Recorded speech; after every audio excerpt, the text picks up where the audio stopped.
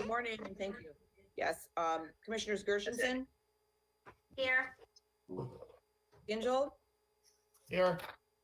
Hoffman, Here. Jackson, Here. Okendorfer,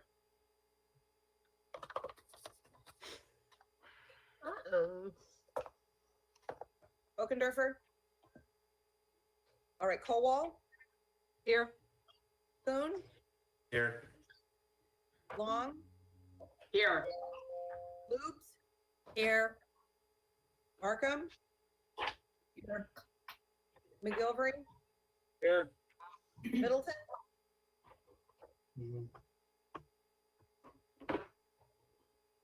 no Middleton. Miller, Here. Nelson, Here. Powell, Quarles, Quarles is here. okay, thank you. Spiz, Here. Taubman, or Taub, sorry, Taub. Here. Vipert, I'm here. Woodward, Here. Zach, Here. you have a quorum. Thank you, Madam Chair. The invocation today will be given by the Honorable Commissioner Kowal. So Commissioner Kowal, invocation followed by the pledge, please. Thank you, Mr. Chair. Even though I know we all know God's inbox is pretty flooded these days, I ask you to join me in prayer. A prayer for group peace and understanding. Father, as the events of the day continue to unfold, we seek your clarity and your peace. We know you are with us and for us as we gather together to seek your counsel. Scripture reminds us the more we seek you, the more we will find you. Lead our surrendered hearts to the path of your peace today. Come fully into our situation, both as a group and individually, and sort out the muddled feelings and distorted thoughts that plague us. Cover us with a blanket of honesty and patience that is not of this world. Holy Spirit, translate our desires and pleadings, and may we understand the faithful response, our great Father. Jesus walked the earth to explain so much to us and to save us from eternal suffering. Yet on this earth, he promised us that we would encounter much pain. Struggling for solutions amidst differing personalities can seem impossible. Thankfully, we are not expected to be perfect. Thankfully, we're told in the Bible that we will all fall short. So as we sit here today, let us release the bind of blame in exchange for accord. Help us to endure disagreement and strife with godly courage and love. Grant us peace in knowing we are pursuing your purpose for our lives. Amen. Amen. Commissioner Kowal, the pledge. I pledge allegiance to the flag of the United States of America, to the republic, one nation, under God, indivisible, with liberty and justice for all. All right. Thank you, Commissioner, for those words. I'm going to declare us at recess until 10 a.m. Mr. Chair, if we could just request the reason for the recess. I know it was published, our meeting starts at 9:30. That's the reason why. So we got some technical issues that we're going to resolve, and we're standing at recess till 10 a.m. But it is 9:30. Board, we called the meeting to order at 9:30, and we're going to stay at recess till 10 a.m. Yeah, I'm just wondering the reason As why it- we're as it was standing at communicated. recess. Or can we get a reason why we're standing at recess? I've declared, I let you all know, and I'm declaring a recess till 10 a.m. We've got technical issues that we got to resolve, and we're going to resume the meeting with a roll call at 10 a.m. to conduct the business of the day.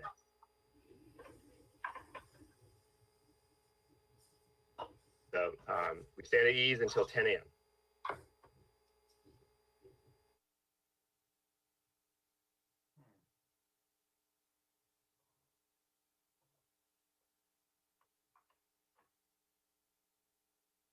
So do we leave the meeting or and come back? I guess we do. Yeah. Yeah, I mean, you can, there'll be no voting until 10 a.m. Can sign back on at 10, I mean, that works. You sign back on or you, yes, yep. And we won't start until everyone's signed back on. Is Okay, it thank you. possible to to request what the technical issue is? So we're at least informed of what the problem is? Or I guess not? Hey, just as an aside, can the clerk provide the roll call attendees from the 9:30 roll call?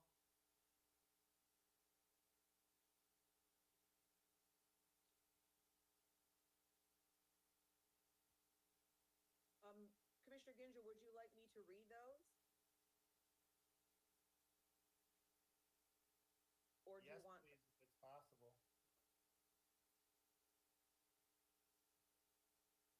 Sure. I can, is there any other approvals that I need, or I just go ahead at your request, Mr. Ginzel?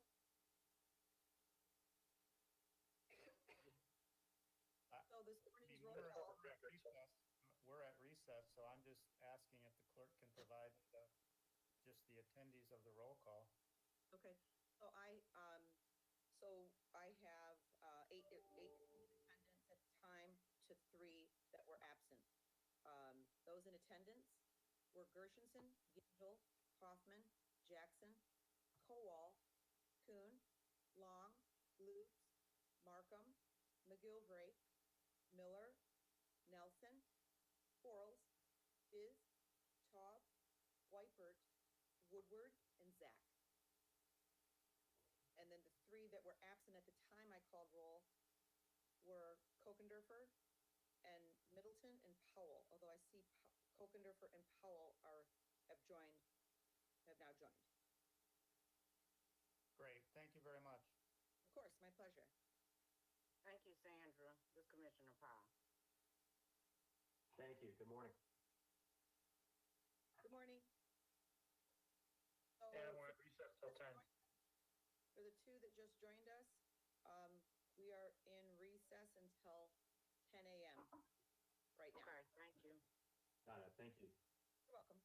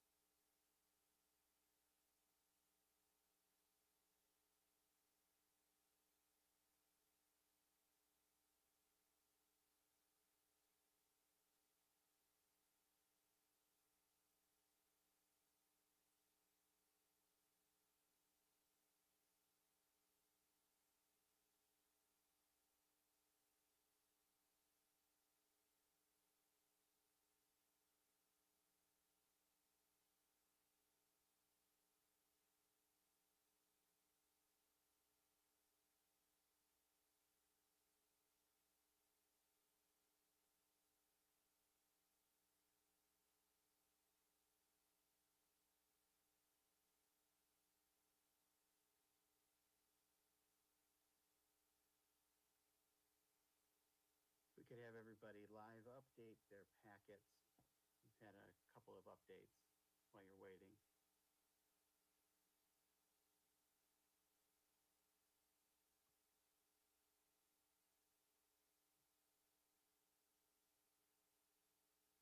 Did you send them out, Chris, or how do we access the latest? It's on the website. It just Yeah, I'll refresh. I'll ask Joanne to send an email too. I don't know if you're on, Joanne. I'll get it up momentarily. Thank you, Joanne. You're a superstar.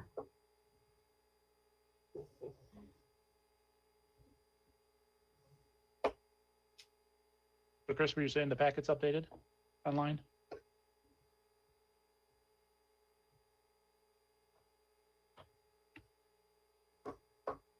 Chris, can you hear me? You still there? Bueller? I'm sorry, I muted myself. Yes, it is What'd you updated say? online. Yes, packet's updated online. If you could refresh, we had a few items come in that we needed to update. All right. Can you please, yeah, it's 91 pages. Is that the latest one? I believe so. It didn't say. Chris, you said that we're getting that email. Joanne's going to Yes. email that to us. Joanne is emailing it out as well. So if we could just have a minute or two for everybody to get caught up on that. We had a issue with the YouTube. Okay, I just received Joanne's email. And our YouTube went down this morning, and so we had a problem with that, and we're back up live on that as well. Hey, Chris, what were the ones that were added? I know I had 2 amendments. Is it just that, or were there other things that were We added? had 2 amendments that I believe are yours, Commissioner, and the pending introductions. We had a budget amendment to add to one of them, and clarifying suspension of the rules, I believe, on 2 of those that we didn't have. Michael, I don't know if you're on as well. Was there anything else that was added? Or Joanne? No, I believe those were the changes that you Yeah, identified. I just want to make sure I'm not missing anything. I think that was everything. Okay, Chris, when we get this email, normally I can open it and then expand it to the whole screen, and the blue numbers work. I can't Yeah. expand it, and the blue doesn't give me any, any detail. Yeah, when they come in late, Joanne can't make the Link live it. links work. Yeah, Okay, I'm not sure on the expansion issue, Tom. okay. Chris Ward, who are the amendments for the COVID-19 testing? With Janet Jackson, who made these amendments? Angel? I believe Commissioner Gengel, yes. Okay, page 90 is Commissioner Gindel. Oh, let's see. I'm That's the, refreshing myself. That's the COVID-19 testing, treatment, and prevention, calling for equity. Is it equity or yeah? Yeah. Hey, Commissioner Long, yes, this is Commissioner Gingell. The amendments on page 90 and on page Okay. 91 are amendments I submitted. Okay, I'm just trying to look through them. Okay, thank you. Yeah, Okay, so it should be everyone- 91 page packet. Chris, Yes. is the YouTube link is the same one that we already set, or y'all have to resend a new link? Let me ask Megan. Megan, are you on? Because I shared it. Yeah. I shared Did it you on hear my that? social media, and if I need to update it, I need to update it now. Is it a, It's the same. it's the same link? Same link. Okay, great, thank you. Okay, is everyone back? Doing a Looks quick like we're count here. missing some webcams here. Yeah, so if you can turn your webcam on so it's easy for us to do a quick count. 1, 2,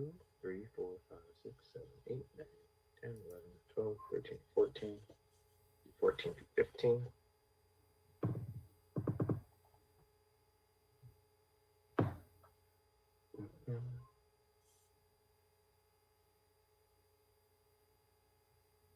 Commissioning Commissioner Spiz.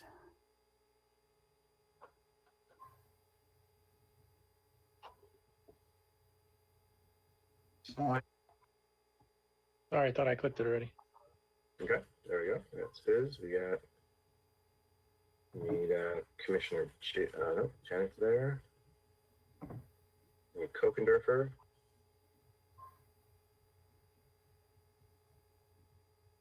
You're missing 3, I think. Penny? Yep. Is Nope, Penny's Penny's here. not, oh, Penny's there. Gwen? No, Gwen's there. Who are we missing? Adam. Meeting Adam. So I Adam, just- you're missing? Commissioner Oh, Wiper. maybe. We're missing Commissioner Commissioner Wiper. Wiper. Yeah. Wiper, yeah. Where's Adam. Adam? Anybody? Viper was here. Can Okay, you turn your so- camera on, Bill, so that we can, it's easier for us to see you. Commissioner Taub as well. Be Commissioner Oh, yeah. Top. Yeah.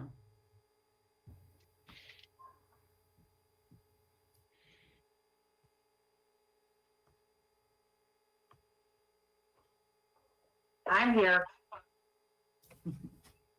Hi, Commissioner. Okay, is that everybody? 2021. You have your webcam on, Commissioner Taub?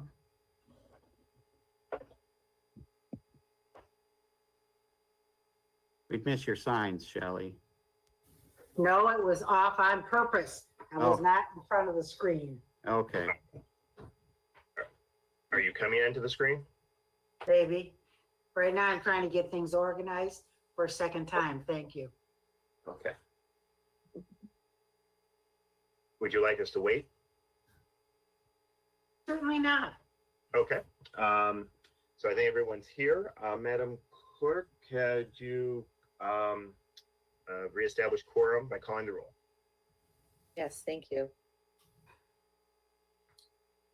Commissioner Gingell, Here. Hoffman, Here. Jackson, Here. Kokendorfer, Here. Howell, Here. Kuhn, Here. Long, Here. I gotta look at one, but Oops, here. Markham, Here. McGilvray, Here. Middleton, Here. Miller, Here. Nelson, Here. Howell, Here. Quarles, Here. Biz, Here. Cobb, Here, Ripert, I'm here. Woodward, Here. Zach, Here. and Gershenson. Here. Everyone is here, 21. All right. Have a Thank quorum. you, Madam Clerk. That brings us on to the next item on our agenda. That is the approval of the minutes from May 13th, 2020. Is there a motion to approve the minutes? Moved by Commissioner Lube, seconded by Commissioner Quarles. Any discussion on the minutes? Seeing none, all in favor of approving the minutes, say aye. Aye. Opposed, say nay. Let the minutes reflect that the minutes were approved unanimously. That moves us on to approval of the agenda as presented in the most recent packet. I got it. Moved by Commissioner McGilvray, seconded by Commissioner Miller. Any discussion on the agenda? Commissioner Gingell. Yes, thank you. I would like to have the finance item A moved from the consent to the regular agenda, please. Commissioner Gingell requested item A, which is the Board of Commissioners 2020 Parks and Recreation tax levy be moved to the regular agenda. Done so without objection. Is there any other discussion on the regular agenda? Being none, Madam Clerk, all in favor of approving the agenda, say aye. Aye. Aye. Aye. Opposed, say nay. Aye.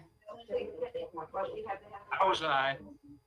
Okay, everyone's aye. Okay, so let the record, Madam Clerk, let the record reflect that the agenda, as requested by Commissioner Gingell, has been adjusted and adopted as such unanimously.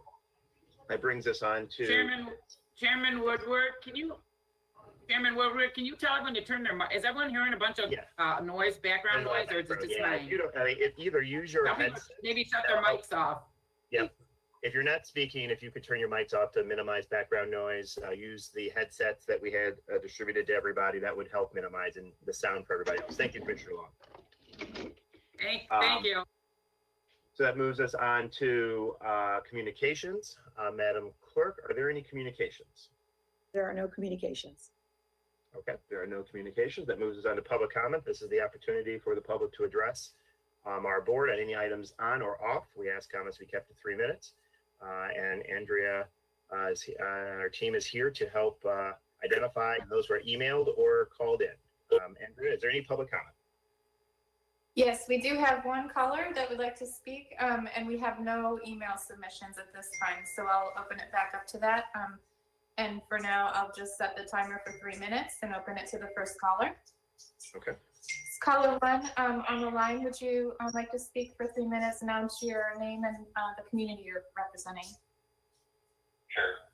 Thank you, Mr. Chairman, Commissioners. This is Joe Roselle, the County's Director of Elections, and I'm wishing to speak on the appropriations of support state elections agenda item.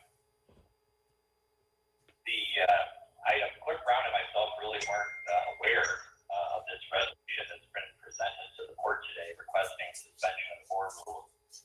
A little surprised that the two of us have responsibility for oversight and administration of the election place in our county. And while we certainly support our local clerks, we really feel that this item needs to be referred to committee for discussion. We feel that this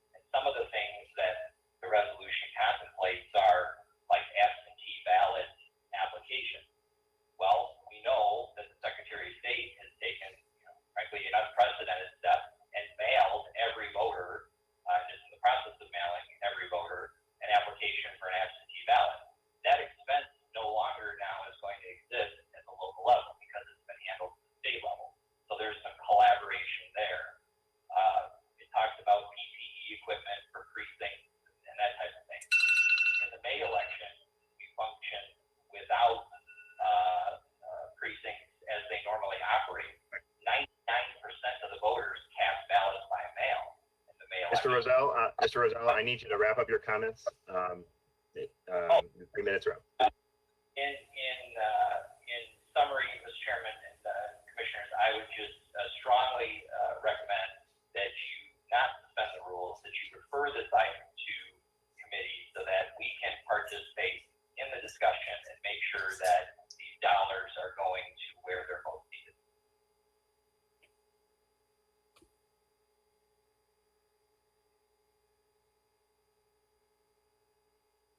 Commissioner Woodward, you're on mute. Sorry. Is there any other people on There's- the line for public comment? But they wish not to speak, and there are currently no email submissions. Great, thank you. Okay. Seeing no further public comment, I'll declare public comment closed. That brings us to reports of standing committees. And first up, we have the consent agenda. The consent agenda as presented on the agenda minus A. So just items B under the Finance Infrastructure Committee and A, B, C under the Health, Safety, and Human Services Committee. Can I get a motion to approve the consent agenda? Moved by Commissioner Markham, seconded by Commissioner Lubes. Any discussion on the consent agenda?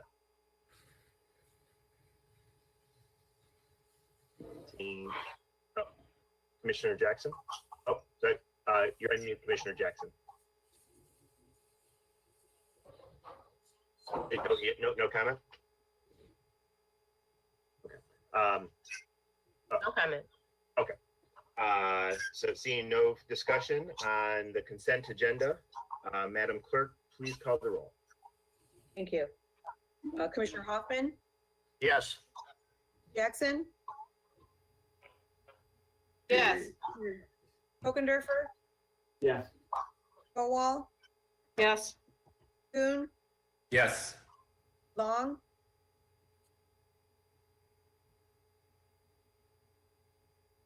Long, Yes. Lubes, Yes. Yes. Markham, Oh, you Yes. can't hear me? McGilvray, Yes. Commissioner Long, we I got don't know you. why We I'm got you, Commissioner Long. Did you hear me? yes. Yeah. McGilvray, Yes. Middleton, Yes. Miller, Yes. Nelson, Yes. Howell, Yeah. Charles, Yes. Kidd, Yes. Cobb, Yes. Wypert, Yes. Woodward, Yes. Zach, Yes. Gershenson, Yes. Gingell. Yes. 21 yes, 0 no. Sufficient number voting in the affirmative. The consent agenda is adopted. So it moves on to the regular agenda. Under Finance and Infrastructure Committee, I'm going to call on Commissioner Zach, the chair of the committee. We have one item that was pulled off the consent agenda. Okay, I'm going to move the Board of Commissioners 2020 Parks and Recreation Property Tax Levy. Moved by Commissioner Zach, seconded by Commissioner McGilvray. Commissioner Gingell, I know that you asked to have this pulled onto the regular agenda. Do you want to speak to this issue? Yeah, thank you very much. I just wanted to be clear to understand it, exactly what we're voting on. I know it went through a committee, but it's coming to the board. So this is in relation to the Parks and Rec millage needing to be renewed. And we had the Parks and Rec Committee come here and we talked about a number of things, including cost-cutting measures, opportunities to maintain the existing millage rate. And then we also talked about potentially an increased millage rate.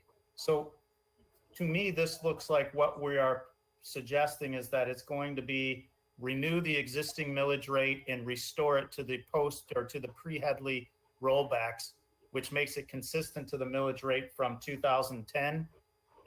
Am I understanding that correctly? I don't know if Dave Heber is here, but we had this in finance this morning. And what we have to vote on this yearly. And this is just keeping the existing millage, rolling it back so it can be on the tax bills for the summer and then December. We technically don't levy this millage until December, okay, but it has to be on our tax rolls. I think I Okay, can answer this. Mr. Chair, if I may, thank you. So that clarification helps me. So this has nothing to do with the actual millage renewal request. This is just the annual millage rate to be applied to the current taxes under the existing millage of the park. So thank you. Correct. Commissioner Top. Thank you, Mr. Chair. I still am wondering about this, and I want a yes or no answer. Will the taxpayers in Oakland County be paying 1 penny more in taxes for this millage? I think I can answer this. It's no.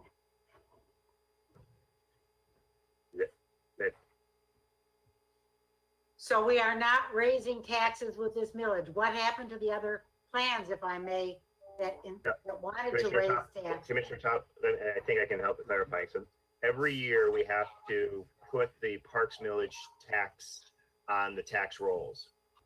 Just like every year we have to put the county tax on the tax rolls. And so all this is the voter approved millage of the past being put on the tax rolls in accordance to the Headley rollback. This has nothing to do about the renewal. Okay, so when will this actually appear on your tax bill? The parks millage appears on the summer tax bill. So why are we doing it this early? The tax notes start going out in June, I believe.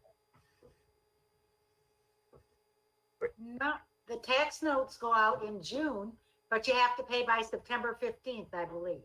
So, Or they go in July, yeah. It's like the July bill, I think it is. okay, we have another bill that comes due in December. Which one is this going to go on? And if why are we doing it so early? If you're telling me it's Commissioner not Todd, it goes on the summer tax rolls. goes on the summer tax rolls. Okay, not December. Correct. Okay, thank you. We do this every year. All right, I know Commissioner that. Quarles. Okay, Commissioner Quarles. Thank you, Mr. Chair. Most of what I was going to say, you did answer it. But to the point of why are we taking this option after the Parks and Rec Commission spoke to it, it was believed that we should not look at a tax increase in light of the circumstances that we're in and keep our taxes for the park where they are. Thank you, Mr. Chair. Commissioner Gingell. All right, so I thought I was clear. Now I'm listening to Commissioner Quarles. I just want to make sure I'm clear. What we are voting on today is not any ballot language to continue the existing park millage. This is just putting the park millage on the tax rolls at the local level like we do every year under the existing millage that was passed several years ago. Yeah. Okay, thank you. Yes. Correct. Okay. Seeing no further discussion, Madam Clerk, please call the roll on this resolution.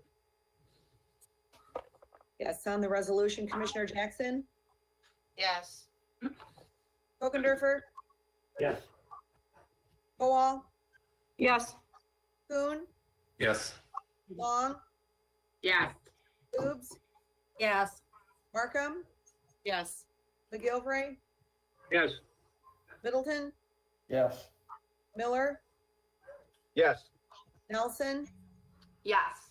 Powell, Yes. Quarles, Yes. Biz, Yes. Cobb, Yes, Wipert, Yes. Woodward, Yes. Zach, Yes. Gershenson, Yes. Gingell, Yes. Kaufman. Yes. 21 yes, 0 no. Sufficient number voting in the affirmative, the resolution is adopted. Brings us to, there is no, all the items for Health, Safety, and Human Services Committee was taken up under the consent agenda. That brings us to the Pandemic Response and Economic Recovery Committee. I'm going to call on Commissioner Gershenson. Thank you, Mr. Chair. I have 3 items. on the regular agenda today. The first is Board of Commissioners creation of Oakland Together Community Response and Recovery Fund and establish procedures for disbursements to local nonprofits. Commissioner Gershenson moves that resolution. Is there a second? Seconded by Commissioner Miller. Is there any discussion? Commissioner Gingell? I think we have some amendments too, but Commissioner Gingell. Yeah, thank you. I actually just have a question in regards to this particular item. I know that when we talked about allocating the 10 million in the resolution that was previously passed, my understanding was that the administration was going to develop a proposed list of nonprofits that would potentially receive the $10 million. It looks like what we're doing here is contracting with the United Way to take on that responsibility. So it looks like, you know, again, the United Way is going to administer the $10 million for us. Has the administration put together a list of recommended nonprofits that you are aware of, Mr. Chair? Because I have not seen one. Commissioner, I can speak to that. In the resolution that approved the $10 million said that money shall not be expended until the administration comes back with a plan on how to distribute the 10 million. And so this is the recommendation of the administration that spoke in committee using contracting with United Way to administer, but establishing a application process, tiered levels of support, a evaluation metric, as well as approval of final awards that will have an oversight committee made up of a 3-member panel, a Democratic, Republican commissioner, and a member of the executive committee. And that's spelled out in the resolution. So there's not a predetermined list of what nonprofits would be available, in part because the tiered level that's outlined in the resolution, and this is informed based on convening nonprofit leaders, a smaller amount up to 50,000, a kind of medium pot up to 100,000, and then larger up to $500,000 are kind of the buckets in which applications and proposals will be submitted, evaluated, reviewed by the oversight committee, and a final determination made. Mm-hmm. Okay. I just, if I can, Mr. Chair. Sure. Go ahead. Yeah, I actually would like to offer an amendment to this. So, I mean, I understand what we're doing here. I read the resolution, but my biggest concern is that the money will get allocated to nonprofits through United Way without necessarily the full board seeing what nonprofits are getting what levels of money. So I would like to propose the amendment that's on page 91 that says, be it further resolved that prior to Oakland Together funds being distributed to any nonprofit by the United Way, the United Way shall submit to the Board of Commissioners a final list of nonprofits with the proportionate amount of the $10 million relief funds associated with each nonprofit. The list shall require Board of Commissioner approval before the funds can be distributed. And I'd like to move that amendment. Moved by Commissioner Gingell, seconded by Commissioner Hoffman. Any discussion on the amendment? Commissioner Gershenson. Yes, Commissioner Woodward, since you are the lead on this, how do you feel about this amendment? Well, all right, Commissioner, I'll speak to that. I'm going to oppose this amendment. We established an oversight committee to play that interface. I think it's very important that we are able to move these resources out to the public as quickly as possible, having representation from both caucuses and the administration. This is going to be an application process, could very well be a rolling application process, and don't want to bog that down when dollars need to get out to be able to help support individuals. We're going to be able, without question, we are going to be able to get a list of all the nonprofits that are awarded dollars, and I don't think it's necessary because we've built in the oversight component in this original resolution. Thank you. Mm-hmm. Commissioner Lubes. Is there a timeline for applications to go out or be advised to the nonprofits? The timeline is the goal is to try to move these resources out in the next 45 days. Thank you. Commissioner Gingell, second time on your amendment. Yes, thank you. So I just want to make sure that, I understand there's an oversight committee of 2 members of the board and a member of the executive, team, and I appreciate that. But we're talking about $10 million here. And I just think it's, important and prudent of the board as a whole to understand where this money's going before it actually goes there. I mean, certainly we'll be able to see where the money went after the fact, but I just personally would like to understand where it's going before it's allocated. I just feel it's part of my personal duty and collectively the board's duty, not necessarily just the United Way or the administration's duty. So that's really the nature of my amendment. Commissioner Gershenson. Yes, is there any reason why the appointee from the Democratic Party and the appointee from the Republican caucus cannot keep their caucus members updated on the work of the Oversight Committee? To your point, Commissioner, the point of the Oversight Committee is to provide that added benefit. The criteria of eligible nonprofits is as spelled out in this resolution. The criteria of what 501c3 in good standing with the IRS cannot be double dipping for funding the same initiative.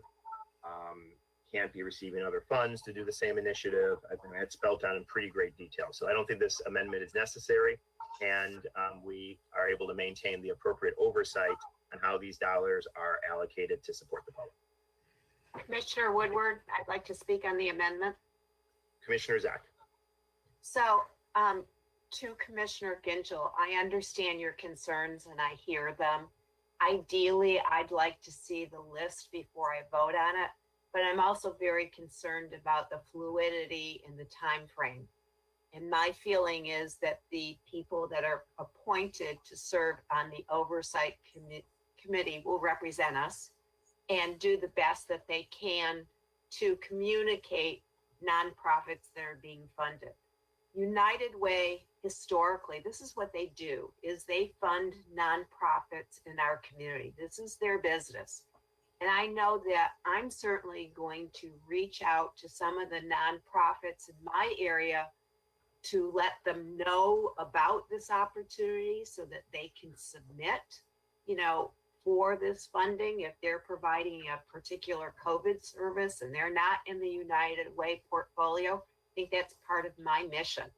But I think I understand the spirit of your intent, but I don't want to tie hands in this process with approvals. Thank you. Commissioner Taub on the amendment. Thank you. And I think Commissioner Zach said it very well. United Way has a portfolio, and just as she said, and they fund certain organizations that they investigate and do a great investigation on them. But most of us don't know anybody associated with United Way. We may write a check. We may fund individual churches or organizations that we really, really think need funding. But I think it behooves us as a board of commissioners to have some oversight, because after all, Commissioner Zach, you will probably agree with me, our main duty is fiduciary. We're the oversight folks for the administration and for the entire county. So I don't see why it would hurt that once the list is compiled, that the list is sent to every single commissioner to look at it. I see no problem with that at all. So that's why I am supporting this. Thank you, Mr. Chair. Okay, Commissioner Quarles for a first time, Commissioner Hoffman for a first time, followed by Commissioner Zach for a second time. Commissioner Quarles. Okay, thank you, Mr. Chair. Mr. Chair, as I recall, our Board of Commissioners have done a number of projects with United Way.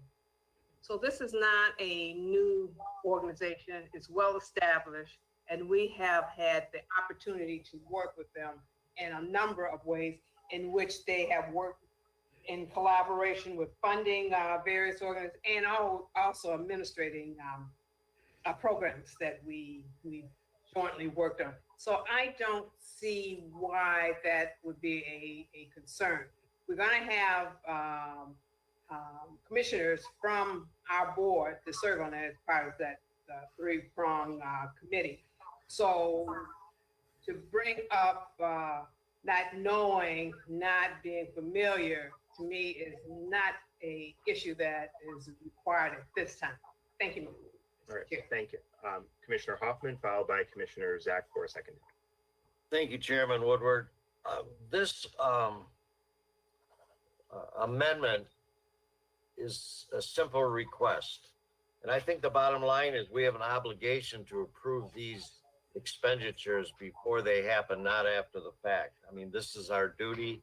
I'm supporting this, and I think it's and it's not going to slow the process down, but I think that we have an obligation to do this. It's our job. Thank you. Commissioner Hoffman. Commissioner Zach. So I do commend Commissioner Quarles mentioned we do have a long-standing history of working collaboratively with United Way on projects. And I have a long-standing history working with them, providing them employee assistance program services. As commissioner, I served on their Oakland County United Way Board when they had it, worked collaboratively with them with the Human Services Coordinating Council in Oakland County. They are community partners. And as finance chair, ideally, if we can bring the list before our Board of Commissioners, our representatives, to let you see the list before we appropriate the money, I will try and do that. However, if we can't do that, I don't want to be held to this standard that we must versus we would like to. I want to get the money out to the nonprofits that are delivering really important services to the residents without having to wait for that approval. Great. Thank you. Commissioner Taub for a second time on the amendment. Commissioner Hoffman for a second time on the amendment. Thank you. I am not doubting the ability of United Way to do their job and to do a wonderful job. They probably will do a tip-top job. However, I still feel we have a fiduciary responsibility. I too served on their advisory committee way back when, and they are a terrific organization, but they do not have the fiduciary responsibility that we have as county commissioners. So that being said, I have to support this because I think we are giving up something. Not that they aren't going to do a terrific job, not that they aren't going to pick the very best, but we are giving something up, which is our fiduciary responsibility, which someday some other group is going to come along and say, oh, but you gave it up to United Way. You have to give it's precedent. And I don't think it's a very good precedent giving up your oversight. Thank you, Mr. Chair. Thank you, Commissioner Taub. Commissioner Hoffman for a second time on the amendment. Thank you, Chairman Woodward. This has nothing to do with the abilities of United Way. We do have a fiduciary responsibility. You know, after you let the horse out of the barn, it's kind of hard to go back and say, you know, we have concerns about the money being spent here and there. I think it's a simple request. I think it's our job. And I think we are being short-sighted if we don't take it seriously. Thank you. Commissioner Gershenson. Yes, I just want. Commissioner Gershenson, followed by Commissioner Jackson on the amendment. Okay, I just wanted to reiterate that each caucus is appointing a designee to the Oversight Committee. It is incumbent on that appointee to hear what his caucus is saying and to address their needs. So I think we're going round in a circle. We all agree that the appointees can deliver their information to their caucus, and that's exactly what should happen. This is a significant appointment, and I'm assuming that the Republican caucus is taking this as seriously as we are and appointing someone that understands what their caucus is asking. Thank you. Thank you, Commissioner. Commissioner Jackson. Thank you, Chair. Basically, Commissioner Gershenson spoke my remarks. We have an oversight committee set up to go in place that's really comprised of both caucuses. So I believe that will be sufficient as far as serving our fiduciary responsibility. That would be the nature of having an oversight committee. Thank you. Thank you. All right. Commissioner Gingell for a third time on the amendment. So I understand the points that are being made and I can appreciate it. My position is that we're allocating and relinquishing $10 million. And I just think that that ought to be a roll call vote for every member on this board. Even though we will appoint a great representative as a singular voice on a 3-member committee, I just think that we ought to vote across this board to provide that $10 million to specific nonprofits. So thank you. Thank you. I'm just going to thank you, Commissioner. I'm just going to say that I'm going to oppose this amendment. We built an oversight committee. We've got reporting requirements. We have an application that's going to be designed by that oversight committee and approved by the oversight committee with the criteria outlined in this resolution. There is more oversight on this than most appropriations that this board makes. And I don't think this amendment is necessary. Madam Clerk, please call the roll. On the amendment. Yes, on the amendment. Kokendorfer, Yes. Kowal, Yes. Kuhn, Yes. Long, Yes. Lubes, No. Markham, No. McGilvray, No. Middleton, Yes. Miller,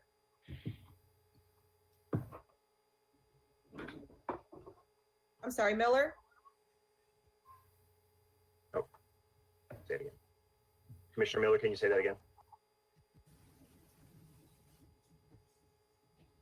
His mic's not working. oh.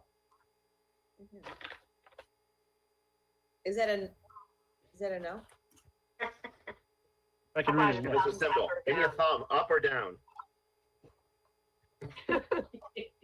Thank you. Nelson, No. Powell, No. Quarles, No. Biz, Yes. Cobb, Yes. Wypert, Yes. Woodward, No. Zach, No. Gershenson, No. Gingell, Yes. Hoffman, Yes. Jackson. No. Mr. Chair, 10 yes, 11 no.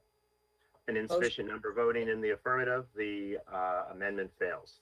I believe that there's an amendment following the resolution in the packet that's moved by, I need someone to move it. Moved by Commissioner Gershenson, seconded by Commissioner Quarles. The page number here.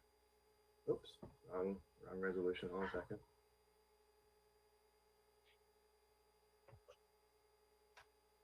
I believe it's on page 18.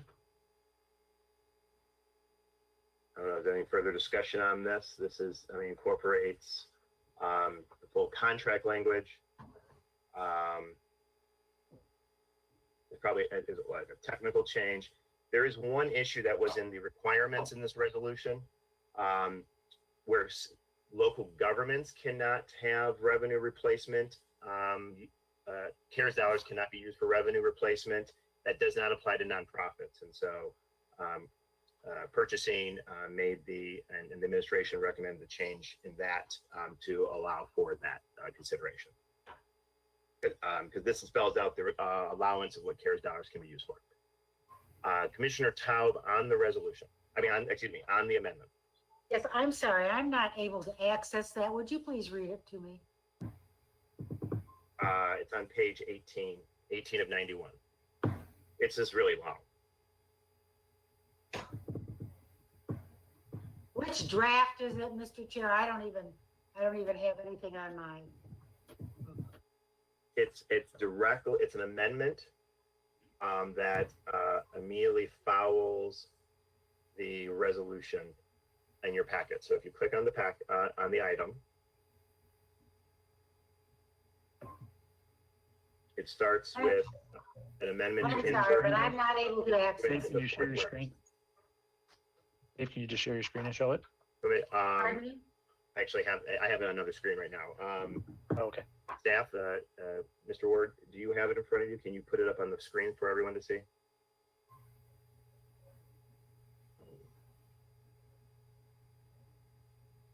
It's on page 18. Sorry, I'm using two computers, so. Okay. Give me Or one at least, second. I think Shelley, Commissioner Taub, I think might be the only one having a problem. Can we just email that to her so it's in front of her? Sure. Mr. Chair, I also have a question. On the amendment? Yes. Yeah, Commissioner Spiz. We'll come back to you, Commissioner Taub. Yeah, you mentioned it about purchasing, taking out that one item 4 about the revenue replacement. Are we 100% sure that according to the CARES Act, that is covered? Because as I mentioned in committee, one of my biggest concerns is that when we get audited by the feds for the monies that we're giving out, is that if we're found to have given it out in error for any reason, that we are ultimately going to be responsible for those monies anyway. So we will have to pay back those monies as a county. So I would like to be 100% sure legally that item 4 can be removed. Correct. I can speak to that, Commissioner. So as you know, and I believe most of the commissioners know, I heard from Chief Deputy Hillary Chambers that we have, and Deputy Executive Sean Carlson, that we have consultants on board that are reviewing all of our eligible reimbursement costs and all of our allowable expenses. And they have reviewed this, and I would fully expect that they would review the granting of any dollars that do go out to make sure that they're in full accordance. And so it's my understanding that this has been reviewed by our consultants that ensures this, and that's why this amendment is being recommended by the administration.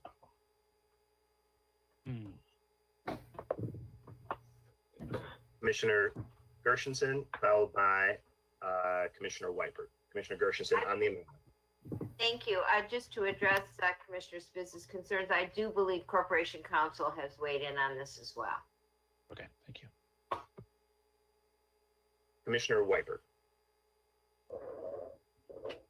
Thank you, Mr. Chair. We did flesh this out in committee and asked the specific questions that there be no duplication of spending, and everything all application processes must comply and have verifications that it's only to be used in accordance with the CARES Act. So those questions were asked, and we were assured that that is going to be the process.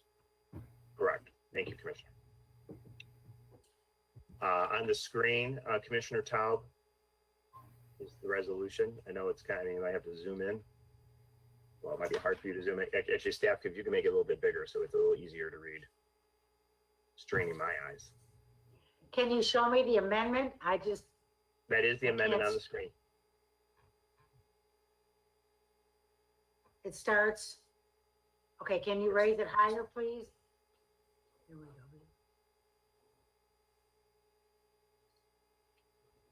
Well, Commissioner Taub is looking at that. Is there any other question on the amendment? I'm not, Commissioner Middleton, then followed by Commissioner Yes. Commissioner Middleton.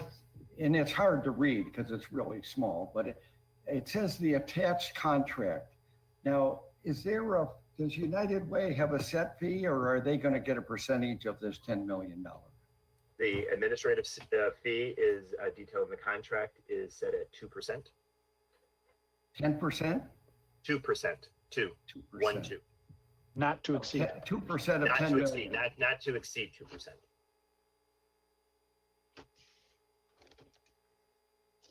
And this is something the administration is saying they don't have time to do?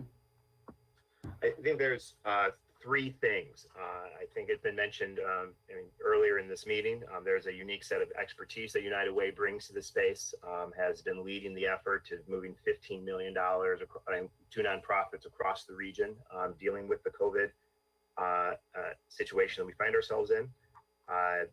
it's a way to administer the application process.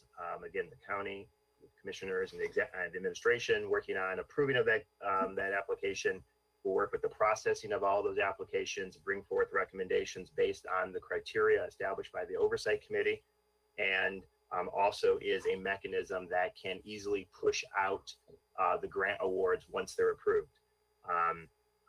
Our current system, and we've seen this a little bit with our small business grant program, each grant recipient has to be created, has to establish themselves as a vendor with Oakland County, and that is a pretty time-consuming process. We just announced about 3,000 new small business grants, and it's been challenging to get them out the door. So United Way also provides a mechanism to get, once grants are approved, to get them out the door to the appropriate places as quickly as possible. And that's why the administration is recommending this.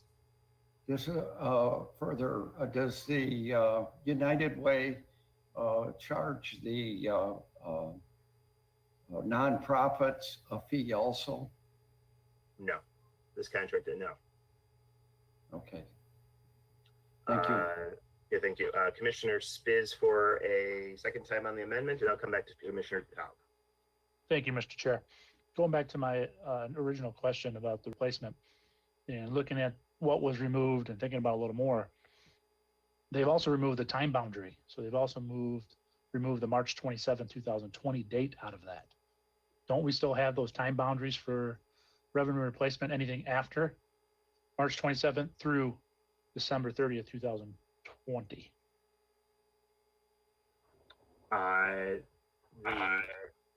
My understanding is the rules for, oh, I'm going to feedback here. If you're not speaking, if you can mute. That the rules for nonprofits are different than local governments, and this is to be in compliance of eligible CARES dollars for nonprofits. And it's been reviewed by the administration. And I understand. Just going back on that, what would stop any nonprofit or any organization from trying to use some of these funds for revenue replacement back from 2019, for example? Because there's no boundaries around the time frame that you're allowed to use these funds. That's my concern. Not to say that they would, but it doesn't say that they can't within this amendment. Within to be it further resolved. Commissioner Gershenson. But it is my understanding that during the application process, the expenses will be identified and they will be verified. And so that's where the money will be allocated. There's very strict criteria where the money can go, and that's spelled out in the application process. I would also say that, I mean, as you see in the criteria, it has to be COVID related, and COVID started this year in this country. So that the criteria for any of these grants has to be COVID related. That's not an amendment, in the resolution. Commissioner Taub, I don't know if, did you have any further discussion after reviewing? No, I read it. Okay. Okay, thank you, Commissioner. Any further discussion? Seeing none, Madam Clerk, please call the roll on the amendment. Thank you. On the amendment, Commissioner Kowal, Yes. Kuhn, Yes. Long, Yes. Boobs, Yes. Markham, Yes. McGilvray, Yes. Middleton, Yes. Miller. That was a yes. Thumbs up. Okay. Thumbs up. Nelson, Yes. Powell, Yes. Quarles, Yes. Biz, No, I'd like to see the bookends on time. Cobb, No. Weipert, Yes. Woodward, Yes. Zach, Yes. Gershenson, Yes, Gingell, No. Hoffman, No. Jackson, Yes. Kokendorfer. Yes. Yes. Yes. Kokendorfer. Yes. Thank you.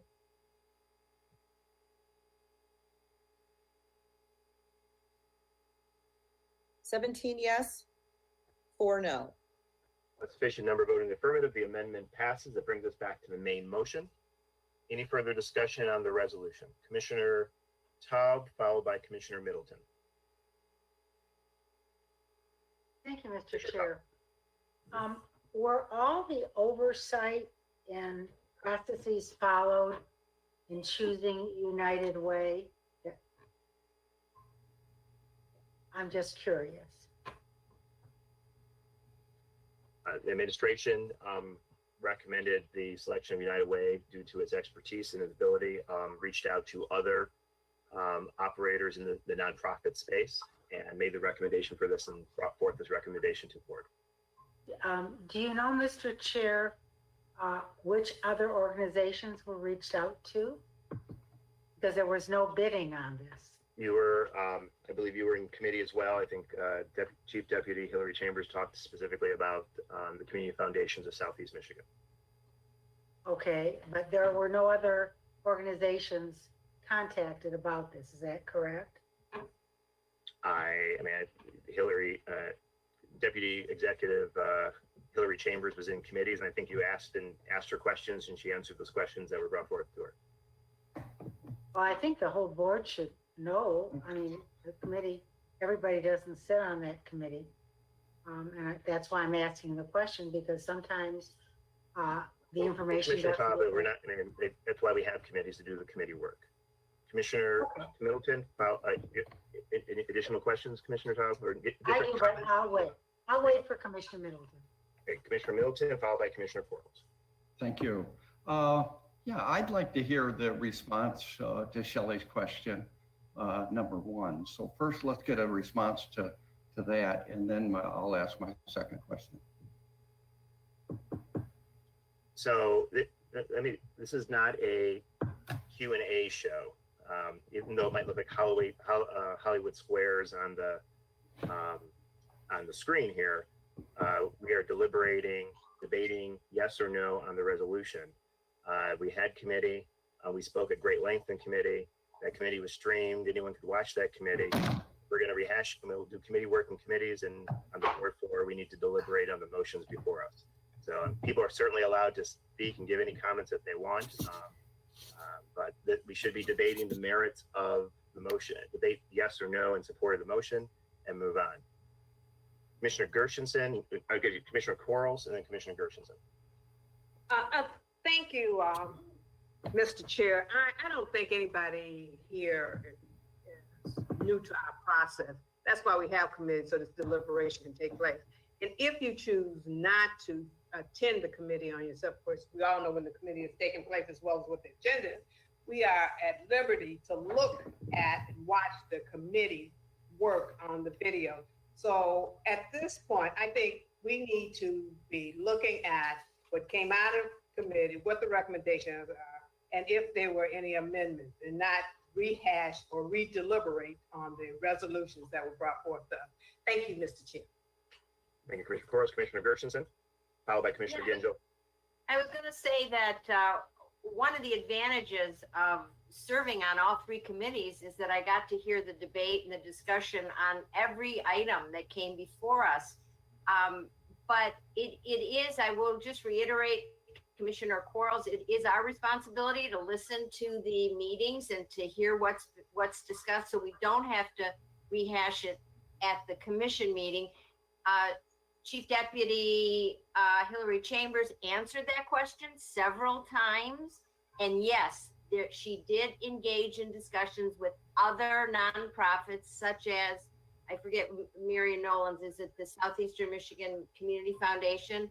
And based on the experience of the two organizations, they were both great, but she felt that the United Way had an advantage in their prior experience of delivering money to the other nonprofits in the community. So we've already gone over this a few times. Thank you. Commissioner Gingell, and Yes. then Commissioner Middleton for another question. So thank you very much, and I appreciate the comments of the other commissioners. But as they all know, we certainly can watch committee meetings, but if you're not on the committee, you don't get recognized or a chance to ask the question if in fact you hadn't had a question to provide to your committee representative before the committee. And just going back in time, my memory serves me that there were lots of committee items that were discussed and voted on committee and amended in committee by, at that time, the minority party. And when those items came back to the Commissioner board, Gingell, please keep your comments addressed to the main motion on the floor. I'm making a comment. The same comments. were made, the same amendments Commissioner were Gingell, ran, you are out of order. And it was not a dictatorship. If we're now under a dictatorship. You are out of order. You are out of order, Commissioner Gingell. Commissioner Middleton, followed by Commissioner. Yes, I'd request Hillary to make a presentation to the board before we vote on this. You talk about the practice of the committee. When it's passed unanimously in the committee, we let it go to the consent agenda. When it's questionable, then it comes for this as a regular issue, and it's up for discussion. And this idea that the way the committee process works is when we used to have a committee meeting and then a week later we had it come before the board, rather than a board meeting called and on Monday and Tuesday we vote, on Wednesday it comes to the board. It eliminates our chance to discuss and research. So we had a chance to put the Gingell amendment on, which would have made it palatable, but without it, I can't vote for this resolution. Thank you. Commissioner Middleton, I think if memory serves me correctly, it did pass unanimously in committee. The reason that we have it on the floor is at the request of members to have it on the regular agenda. Commissioner Taub.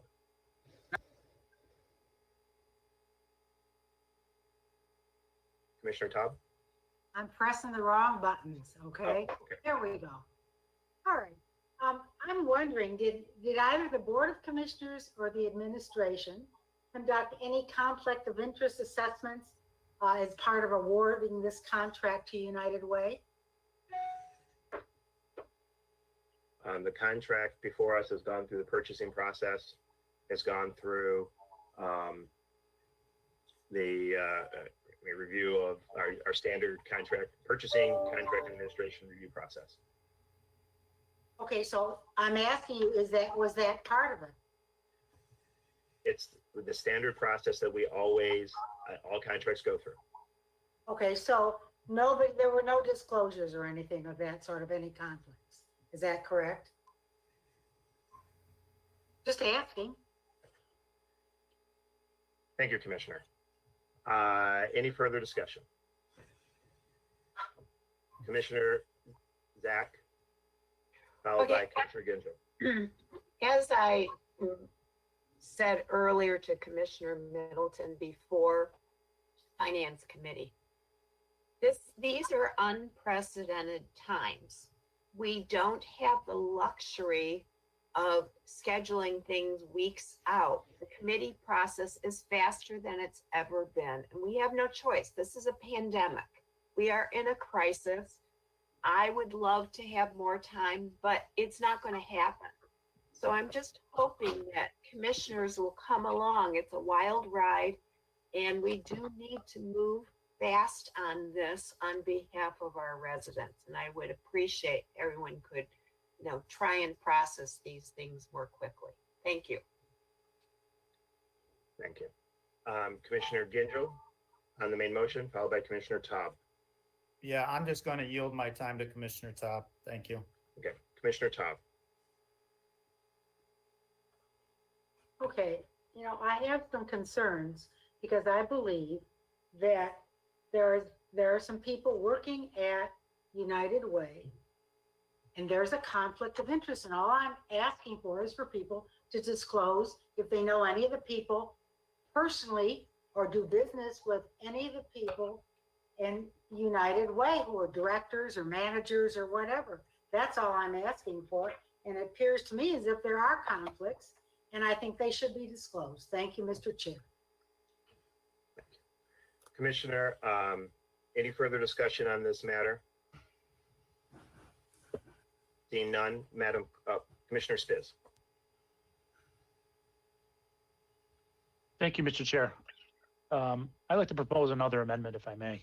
I'm in the process of writing it, unless you want to let me just verbalize it. It goes back to the previous amendment that was made.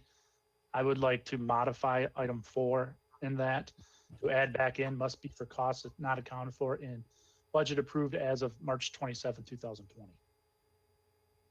And still take out funds may not be used as revenue replacement. I can send it to staff and send it around if you wish, but. Yeah, our customary policy to have it written, so. Agree. Do we have it written? You have it Yeah, written? but sorry, I disconnected you. I can send it to Chris right now. But we're in the, Woodward said that it went through the bidding process. That's Commissioner not Middleton, Commissioner Middleton, we can hear you. okay. I wanted to make sure before I challenge him on it. Why don't you email it to me, Commissioner Spiz, and I'll share it on screen. Yep. Yep, that's fine. All right, we will stand at recess for that to be written. You should have it any second.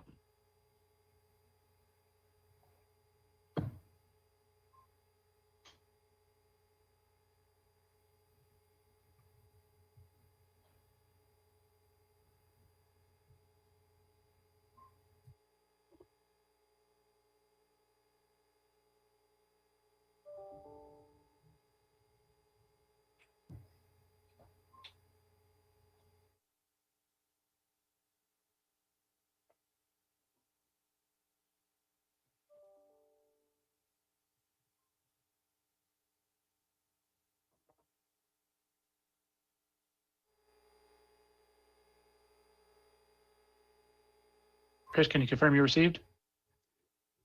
I did. Give me a moment and I'll get it up on screen.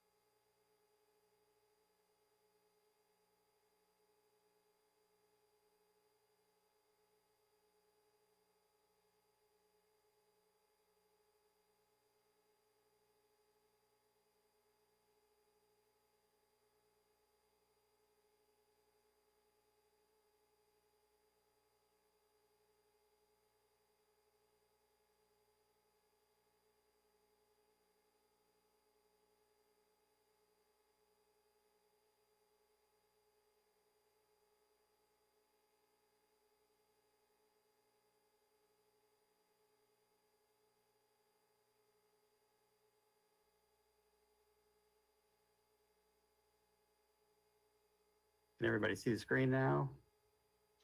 Yes, I can see it.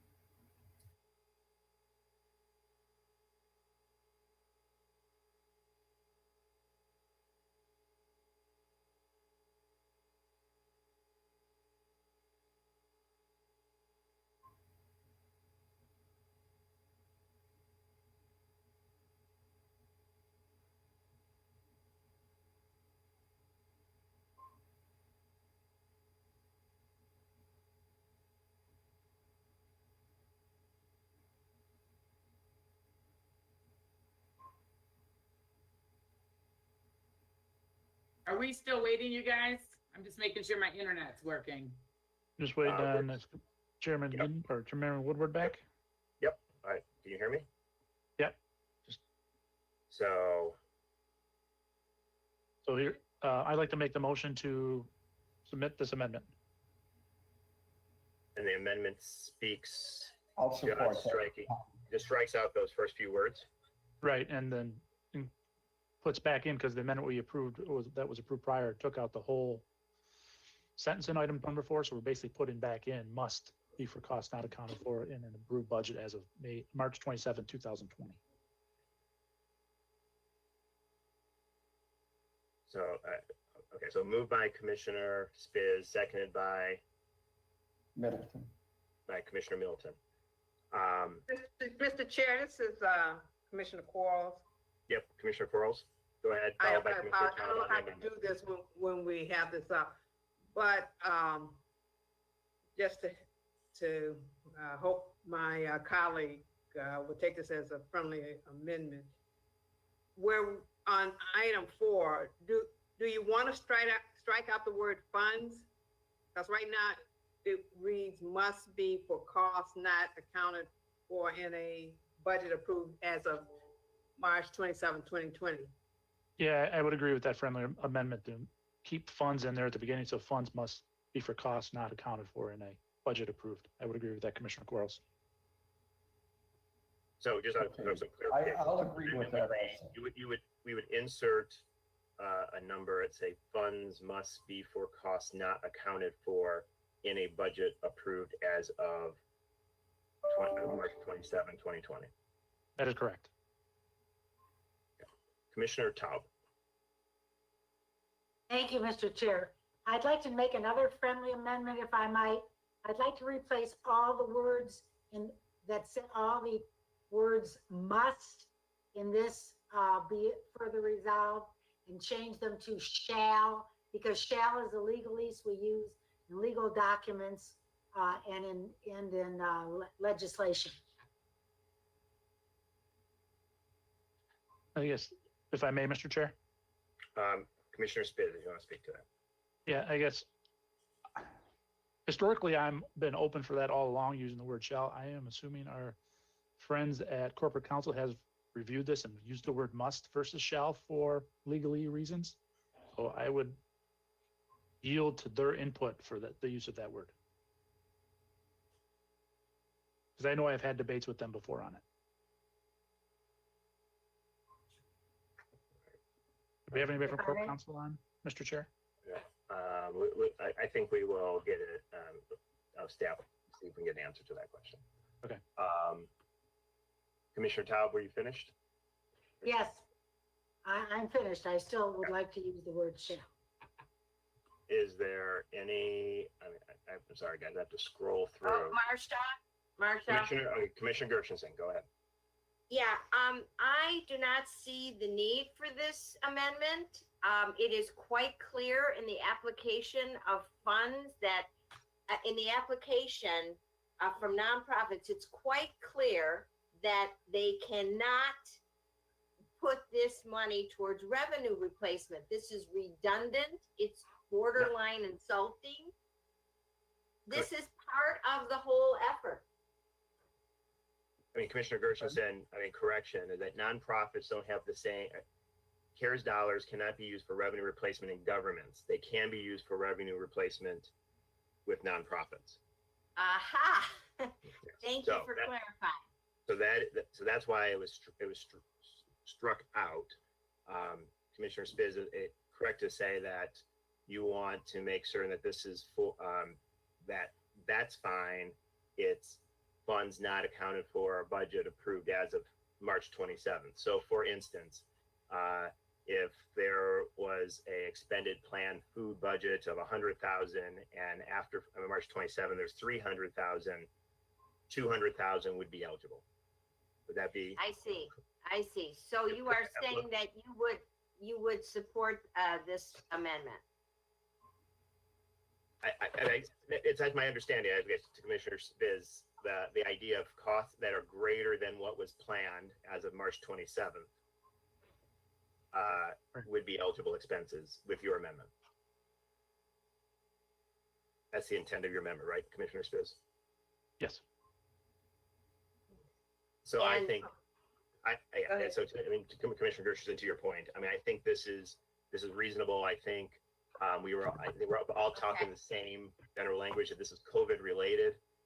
Here's a COVID related, this is the COVID related timeframe. And I think Commissioner Spiz is asking a more clarification of a date certain, to his point earlier about bookending. I think it's reasonable. Mr. Chair. Thank you for clarifying. Thank you for clarifying. Commissioner, yes. Mr. Chair, I did get a hold of Pete Mena, our Deputy Corporation Counsel. He responded that shall versus must is a stylistic issue from his interpretation. Okay. So Commissioner Gershenson, I would support this amendment. Bring bipartisan support to this proposal. Mr. Chair, this is Commissioner Quarles' question. Commissioner Quarles. I'm getting a little confused here. I understand what we have in front of us that's Commissioner Spiz has given us. Now, what are we doing about the shall? Because as it was stated, I don't know if it's amendment yet. If we change must, we're talking about to shall, which, as I interpret what was said, they wanted they wanted shall to replace every must within this resolution. Okay. I will clarify the amendment. The amendment is what you see on the screen, but including the word funds. So it would, for item 4, would read funds must be for costs not accounted for in a budget approved as of March 27th, 2020.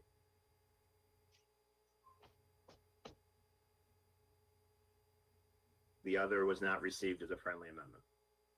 Okay, thank you, Mr. Chair.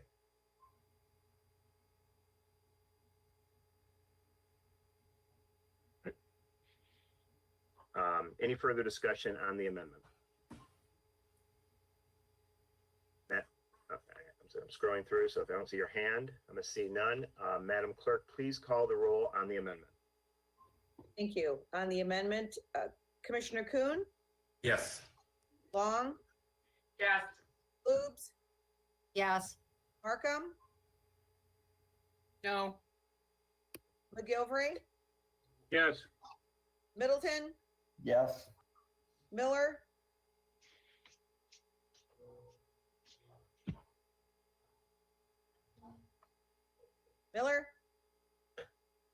It had said issues. looks like he's on a phone call. Okay. Nelson, Pass. is that an abstention? Okay. Pass. Powell, Yes. Quarles, Yes.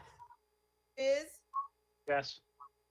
Cobb, Yeah, Wypert, Yes. Woodward, Yes. Zach, Yes. Gershenson, Yes. Gingell, Yes. Hoffman, Yes. Jackson, Yes. Kokendorfer, Yes. Kowal, Yes. Miller,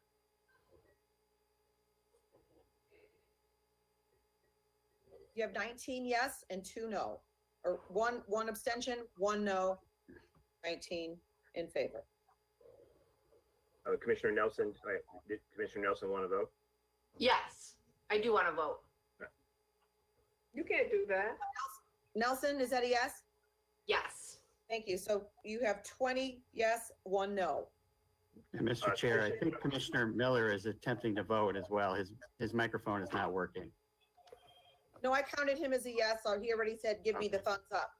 I got you. Okay. I only have 1 no and 20 yeses. Okay. Sufficient number, and voting in the affirmative, the resolution, the amendment is adopted. That brings us back to the main motion. Any further discussion on the main motion? Commissioner Middleton? Yes, in discussion, it was said that this went through the bidding process. I called Scott Guzzi over to purchasing, and he said it didn't go through their bidding process. Which bidding process did it go through? Commissioner Gershenson, are you raising your hand? Yeah, let me just clarify, Commissioner Middleton. I think the question was asked, did Deputy Chambers speak with any other nonprofits? And the answer was yes, she did. I wasn't referring to the official bidding process. I was referring to the fact that we did consult with other nonprofits. Okay, I had heard bidding process in the discussion, so. And I stand corrected. If you heard it from me, it was a slip of the tongue. Commissioner Taub? yes, thank you, Mr. Chair. You are correct, Commissioner Middleton. However, I did ask that in committee if it was bid, and I was told, no, it was not bid. Okay, I was told that United Way already had a contract with Oakland County, so they just used United Way. They did consider another organization though, but there was no bid. Thank you, Mr. Chair. Thank you, Commissioner Taub. Is there, Madam Clerk, please call the roll. Oh, Commissioner Gingell? Yeah, I just had another question. Are we establishing a new contract with United Way for this, or is it just an amendment or an extension to something we had already had in place? Because my understanding in looking at the contract in the packet, we're actually extending a new contract for this particular item. The Commissioner Gingell, to your point, the contract, this is a new contract. It was a recommendation of purchasing that might be a better way to proceed, and so purchasing developed this contract instead of doing a contract amendment that we already had in place. Okay, thank you. I think the concern of our caucus is just that we want to ensure all the standard protocols were followed and I mean, we this acted was- in our normal course. I don't know if Commissioner Taub's raising her hand, so I'll stop. Thanks. Like I said, this was a recommendation of the administration, the best route to to move forward. Commissioner Taub? Thank you, Mr. Chair. I am working on an amendment with Mike Andrews. I have some major concerns about the indemnification of organizations that receive funding, and it is not clear to me in the contract. What I heard in committee was if we give $1 million or $500,000 or $20,000 to an organization and they spend it on baseball bats that aren't even related to the pandemic, I'm just making this up, of course, that we will have to repay the federal government. Now, that doesn't sit well with me. So I'm having an amendment written now that says that the county should not have to pay back the federal government for errors that an organization makes in their funding, okay? That all this has to be pandemic related, but if they make a mistake, if they do not spend it properly, according to the county executive's office, the county is responsible for the funding. I don't think that's right. I think if an organization spends the money on something that is totally inappropriate, that they have to be responsible for paying the money back. Thank you, Mr. Chair. So it should be coming shortly, if you don't mind. I guess we'll stand at recess until the amendment is drafted per our Thank you, normal Mr. policy. Chair. Thank you.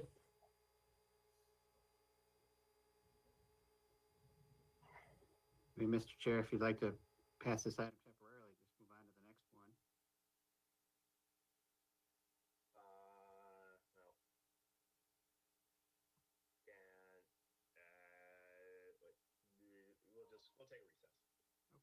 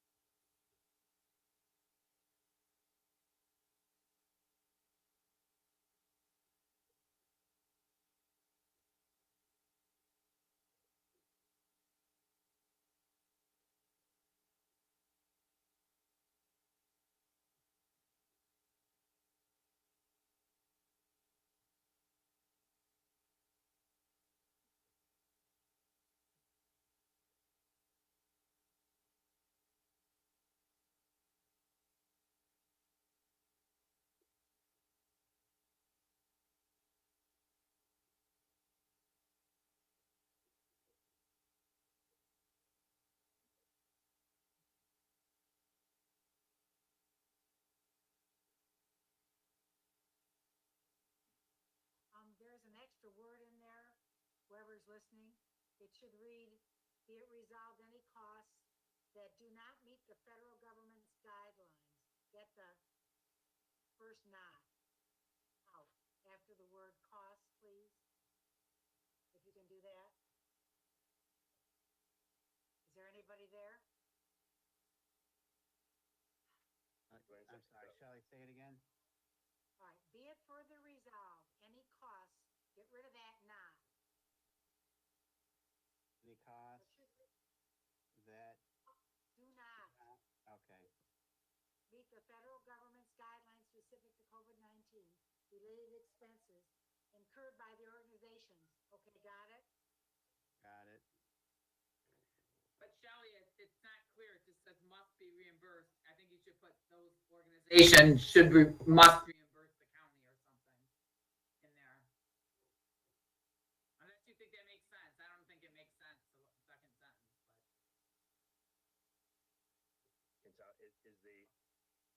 I'm assuming the resolution is not, the amendment's not ready yet, correct? It is. It was up, but now it's down. It's down now. Just a moment. All right. If it could be sent around an email, that'll make it easier for me to manage the debate on it. Thank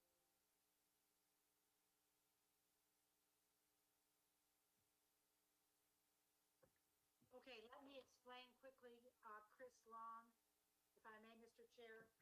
Commissioner Tom, just wait a second. Let's make sure it's in front of everybody. Okay.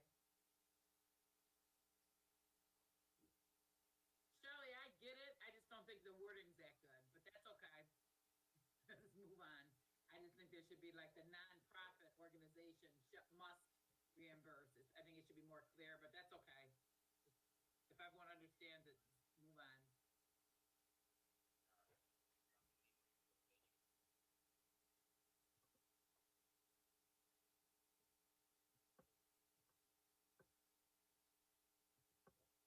I'd like to, okay, I know. It should say any expenditures rather than costs. So the amendment is not ready yet. I just, No. okay, all right. All right, you want to say any expenditures, Shelley? Yes. All right, Any expenditures that do not meet the federal government's guidelines specific to COVID-19 related expenses incurred by the 501, whatever they do. By the All right. organizations must reimburse the county for those penalties. That's it.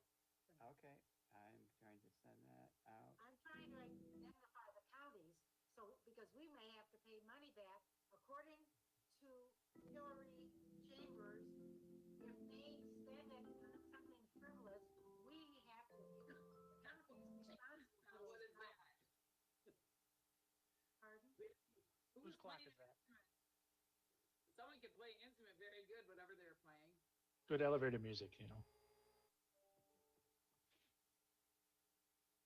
Hey, I think it should be ready. Yeah, I just emailed out a fresh version of it. I'm gonna get it to pull on the screen here in a second. Okay, I'm afraid this is like a bad Twilight Zone episode. I might have to leave this. That music. That is hysterical.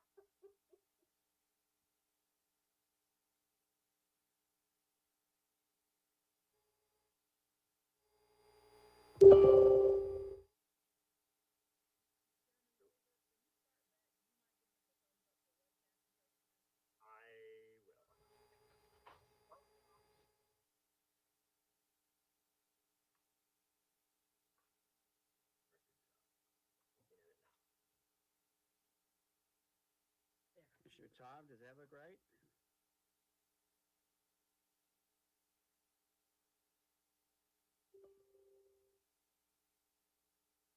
That's fine. Right?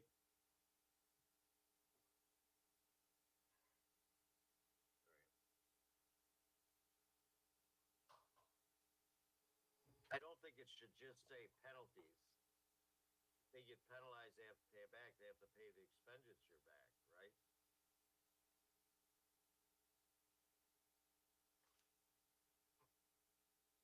I mean, Let me know when the amendment is done. Bob, if you want to change it, change it. But I think it's okay this way. There will be penalties incurred. What you're saying if they get penalized, you're not saying they have to pay the expenditure back, you're just saying that they have to pay the penalty. All right, well then amend it to say for those penalties and expenditures. Yes, that would For be better. Chris Ward, fine. please change it to those expenditures and penalties. That's my non-legal opinion. Okay, that's a good opinion, Bob. Thank you.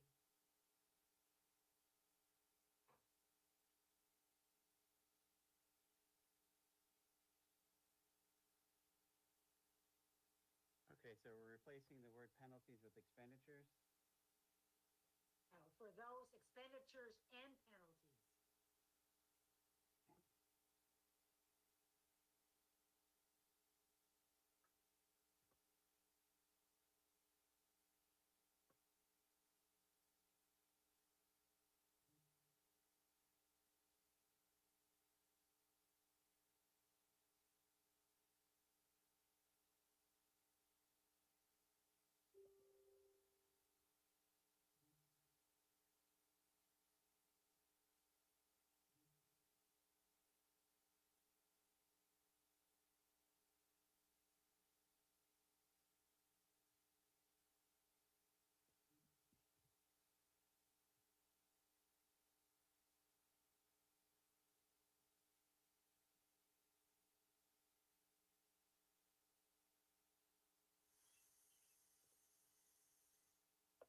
Okay.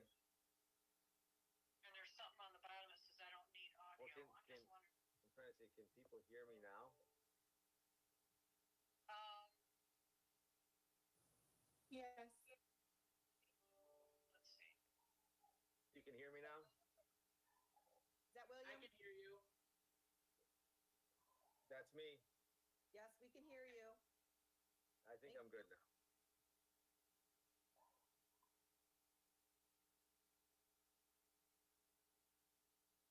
Okay, look for Tom Amendment Version D in your email inboxes. And let's hope that's the final.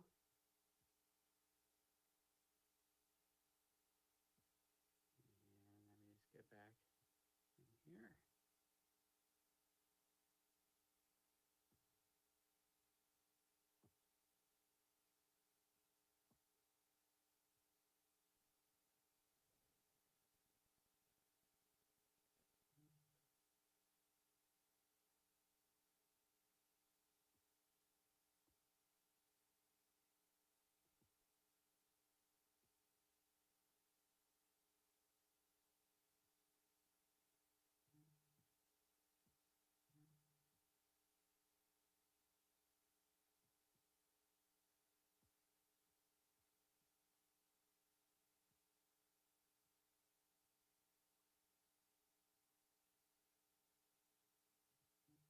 Commissioner Tom, Commissioner Hoffman, does that look good to you? It's beautiful. Perfect. Thank you, Chris. Thank you. Thank God. Okay. All right. So everyone has it. I think it's been emailed out. It's on the screen. Do you need a support to that resolution? I'll give it. All right, just a second. To that amendment. We've recessed for a bit, so when I first let's reestablish quorum. Madam Clerk, can you just call the roll to reestablish quorum?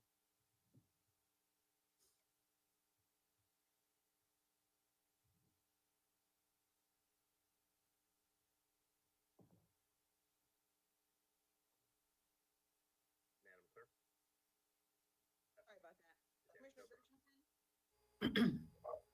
Here. Angel,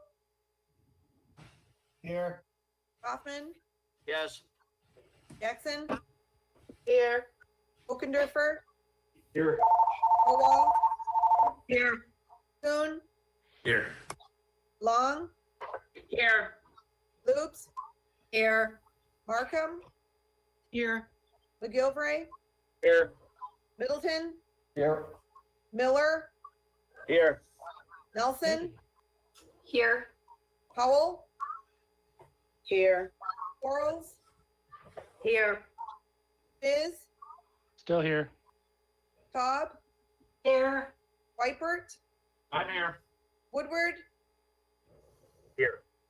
Zach. Here. Mr. Chair, you have a quorum.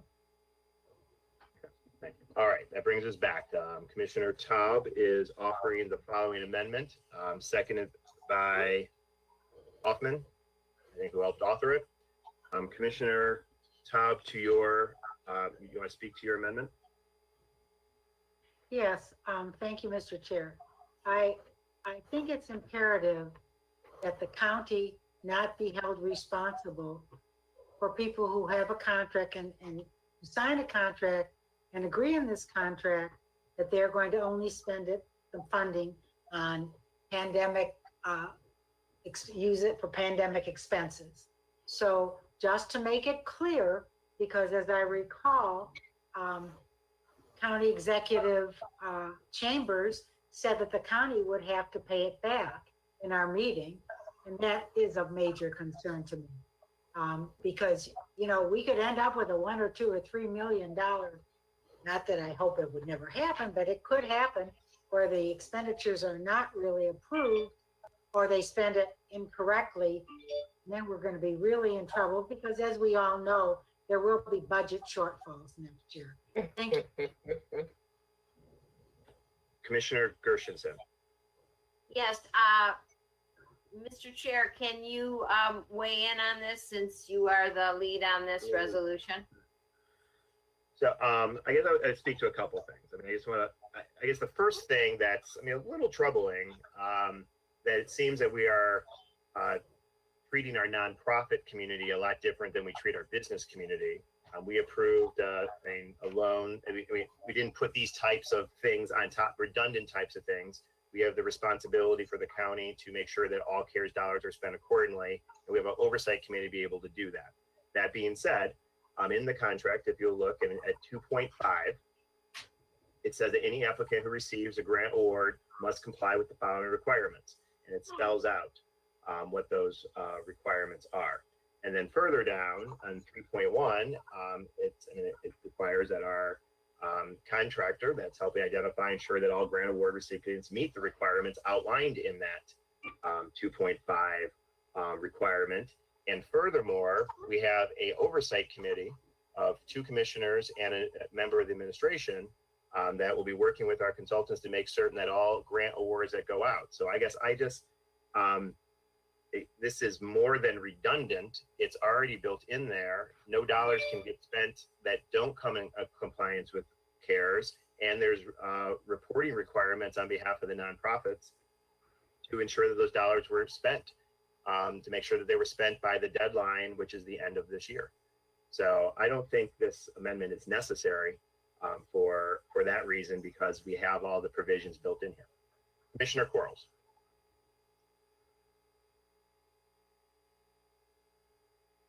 You're still muted. Thank you, Mr. Chair. I was always under the impression that when we build a relationship or have a contractual agreement with an organization outside of the county, that we had an indemnity clause that they have to adhere to. And I won't go through everything that's in there, but isn't that, let me rephrase my question. My understanding is with our works with United Way, that they fell up under that. So if we have that clause in place now, then the county would not be held for any inappropriate use of funding. And I too agree with Commissioner Todd. We don't want the county to pay for anything that it shouldn't pay for. And we don't want to be held responsible for any misuse. Thank you, Mr. Chair. Anybody else that wants to speak for a first time on the amendment? Commissioner Taub. Yes, that question, thank you, Commissioner Quarles. Mr. Chair, that question was asked, and there is no clause in here. When we contract for something, whether it's a building or equipment or painting or whatever we contract for, we do indemnify ourselves. Commissioner Quarles is absolutely correct, so that we aren't responsible, and people must carry insurance, as I recall, so that if they make a mistake or they do something that is harmful to themselves or others, that they are responsible for that, the county is not. So again, just as a precaution, it can't hurt. I think we should put this in there. Thank you, Mr. Chair. Thank you. Any further discussion on the Taub amendment? Seeing none, Madam Clerk, please call the roll. Thank you. On the Taub amendment, Commissioner Long, Yes. Lubes, No. Markham, No. McGilvray, No. Middleton, Yes. Miller, Long, no. Nelson, No. Powell, No. Quarles, No. Biz, Yes. Taub, Yes. Wypert, Yes. Woodward, No. Zach, No. Gershenson, No. Gingell, Yes. Hoffman, Yes. Jackson, No. Kokendorfer. Was that a yes? Yes. Thank you. Thank you. Kowal, Yes. Kuhn, Yes. Mr. Chair, 10 yes, 11 no. An insufficient number voting, not an efficient number voting in the affirmative, the amendment fails. It brings us back to the main motion. So, okay, I think we have talked this one to death. I want to thank everyone's patience. Commissioners will always be able to bring amendments forward. Ready to call the roll. Commissioner Taub.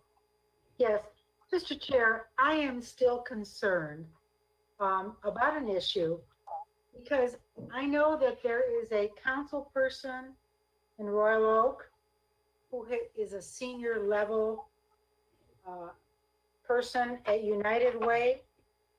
And I think that he might even have a relationship, a business relationship with you. So I just wanted to be assured that people disclose any conflicts of interest, but I guess there are none. So thank you, Mr. Chair. Oh, Commissioner, I mean, if you're asking, a question, I have no financial arrangement with United Way. I do know individuals at United Way. I do have other relationships. I have a business relationship with an employee at United Way that has nothing to do with United Way. That business does not do business with United Way. And there is no financial benefit to me or this person you're referring to as it relates to it. So I'll disclose that, but that's not, it has no financial benefit. There's no conflict of interest. There's no business relationship as it relates to this contract. And I don't think it's relevant. But did that satisfy you, Commissioner Todd? I guess so. Okay. All right, seeing no further discussion, Madam Clerk, please call the roll. Thank you. Commissioner Lubes, Yes. Markham, Yes. McGilvray, Yes. Middleton, No. Miller, Yes. Nelson, Yes. Powell, Yes. Quarles, Yes. Biz, Yes. Taub, No. Wypert, Yes. Woodward, Yes. Stack, Yes. Gershenson, Yep. Gingell, No. Hoffman, No. Jackson, Yes. Kokendorfer, Yes. Kowal, Yes. Kuhn, No. Long. No. Mr. Chair, 15 yes, 6 no. A sufficient number voted in the affirmative, the resolution is adopted.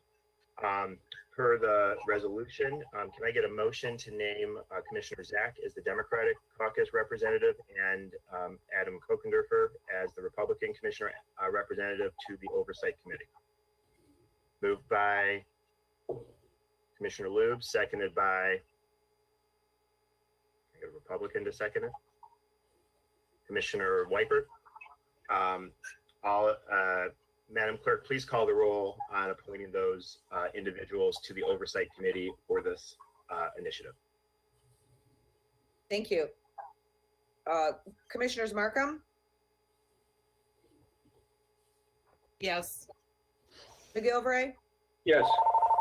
Middleton, Yes. Yes. Miller, Yes. Nelson, Yes. Powell. Pass. Did you say pass? Yes. Thank you. Quarles, Yes. Biz, Yes. Taub, Yes. Wypert, Yes. Woodward, Yes. Stack, Yes. Gershenson, Yes. Gingell, Yes. Hoffman, Yes. Jackson, Yes. Kokendorfer, Yes. Kowal, Yes. Kuhn, Yes. Long, Yes. Lubes, Yes. Powell. Still abstention? Yes. Thank you. Mr. Chair, 20 yes, 1 abstention. Great, thank you. A sufficient number going affirmative, those members will represent the board on the Oversight Committee. All right. Oh, we haven't made a lot of progress on this agenda. Okay, let's see if we can pick up some speed here. We're now on item B under the Pandemic Response and Economic Recovery Committee. Commissioner Gershenson, I'll ask you to kind of pick us up from there. Okay, the second item is the Economic Development and Community Affairs contract with Oakland Livingston Human Service Agencies, or OLSHA, for financial coaching services during the pandemic. Motion by Commissioner Gershenson, seconded by Commissioner McGilvray. Any discussion on, well, I think we have there's an amendment. I have an amendment, Mr. Chair, I can share on the screen, the budget amendment for this. Budget amendment, yes. It was discussed in committee and the budget amendment coming forward. Is it in the packet or can you put it on the screen? I will put it on the screen, just give me one moment.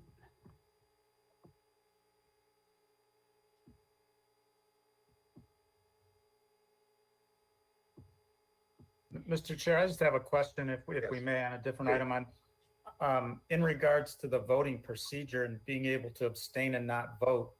Generally speaking, you need to give a reason to abstain and/or you have to vote. Agreed. But that didn't occur on the last vote, I don't believe. Yes, it did.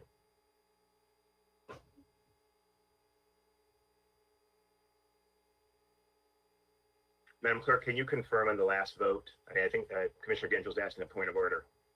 Can you confirm that there were no abstentions on the last vote?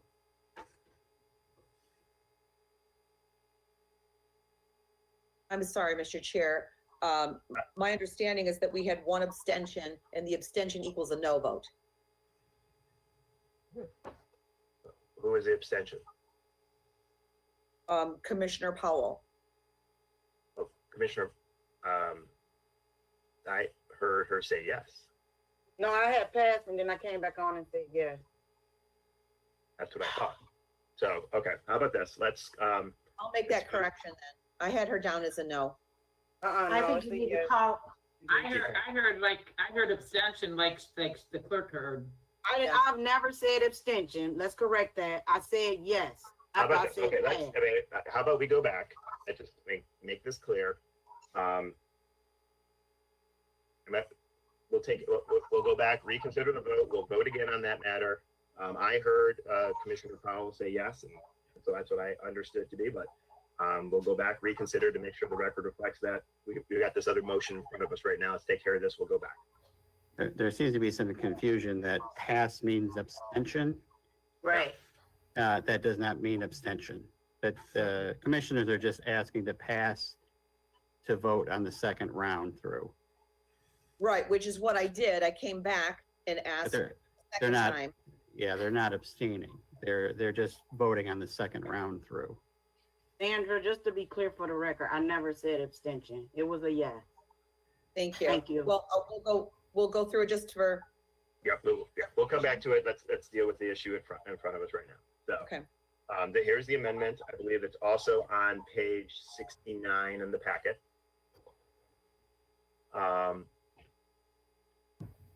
This is the budget amendment for the, so we need a motion for this amendment, moved by Commissioner Gershenson, seconded by Commissioner Miller. This is the amendment. This is the $334,000 that's necessary to hire the five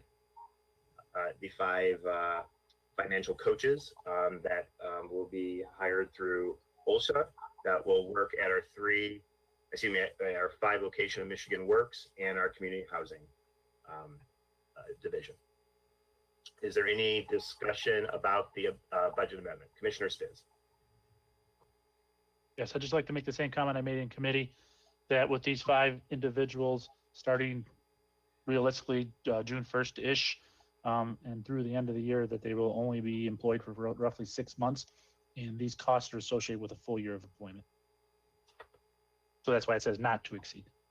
Not to exceed, correct. Thank you, Commissioner Spiz. Any further?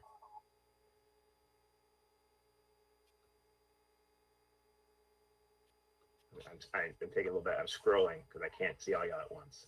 Okay. Seeing no further discussion on the amendment, Madam Clerk, can you please call the roll? Yes, thank you. Commissioner McGilvray?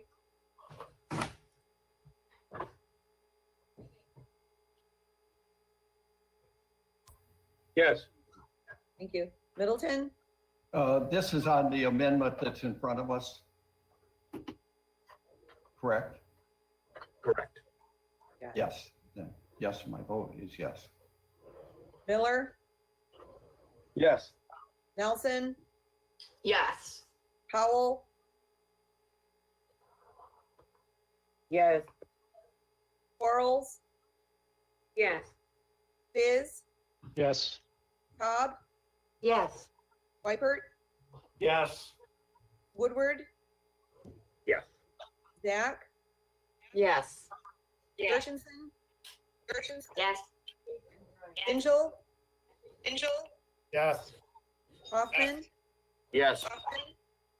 Jackson? Yes. Yes. Obenderfer? Yes. Kowal? Yes. Kuhn? Yes. Long? Yes. Lubes? Yes. Markham? Yes. Mr. Chair, 21 yes, 0 no.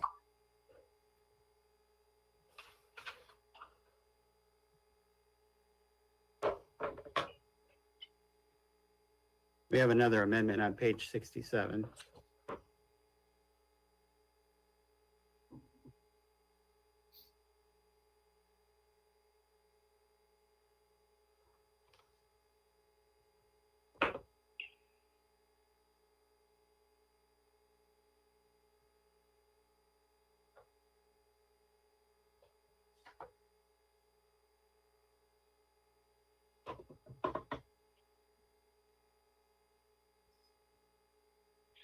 I'm sorry, Mr. Chair, I don't see that other amendment. There might be 68.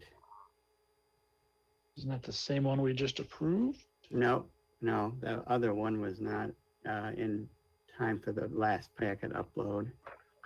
Yeah, I think you're, Oh, fiscal note, okay. yeah, I can put that one up on the screen now if you'd like. It's just, it basically says the same thing, but okay.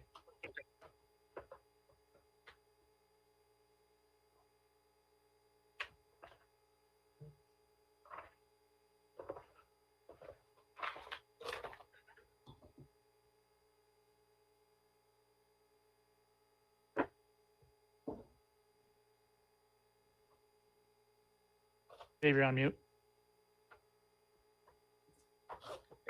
Why isn't anyone talking to me? Chris, can you put it, just put it on the screen so everyone can see it? Yeah, just 1 second, sorry. I will do This is so. the resolution. Make sure we're talking about the same one. 'Cause I thought this was already in the resolution itself. I think this is it. Not to exceed one. Is that up? If I see it on the screen. I'm just checking real quickly here, just checking back just to make sure the in the main resolution.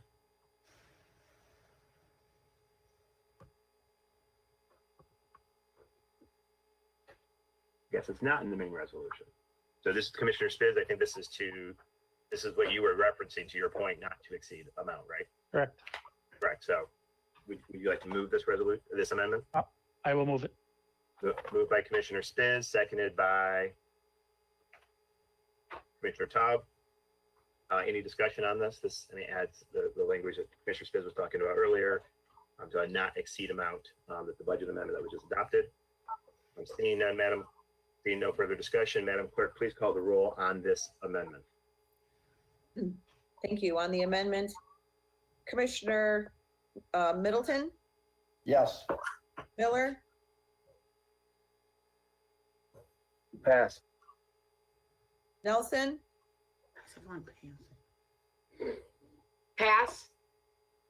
Howell, Pass. Quarles, No. Biz, Yes. Taub, Yes.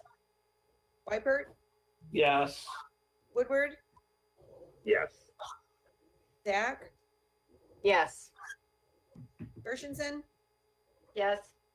Angel, Yes. Hoffman, Yes. Jackson, Yes. Kokendorfer, Yes. Kowal, Yes. Kuhn, Yes. Long, Yes. Lubes, Yes. Markham, Yes. McGilvray, Yes. Miller, Yes. Nelson, Yes. Howell. Yes. Mr. Chair, you have 20 yes, 1 no.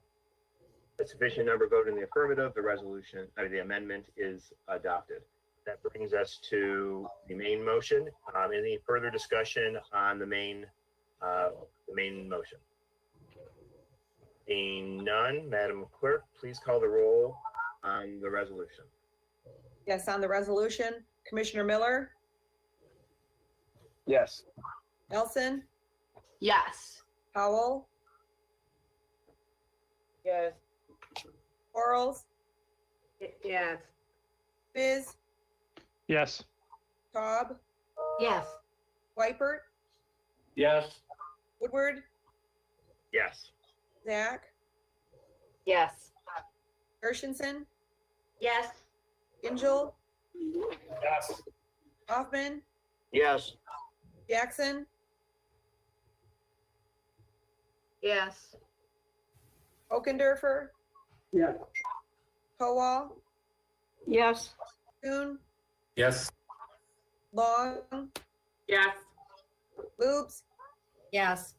Markham, Yes. McGilvray, Yes. Middleton. Yes. Mr. Chair, 21 yes, 0 no. Sufficient number voting affirmative, the resolution is adopted. Brings us on to the next item. Commissioner Gershenson, do you want to? Yes, the third item is the Board of Commissioners calls for equity in the COVID-19 testing, treatment, and prevention. Resolution moved by Commissioner Gershenson, seconded by Commissioner Jackson. Any discussion? Commissioner, Mr. Chair, we have some amendments on this one as well. oh, where? I have a question. Okay, Commissioner Long, followed by Commissioner Gingell.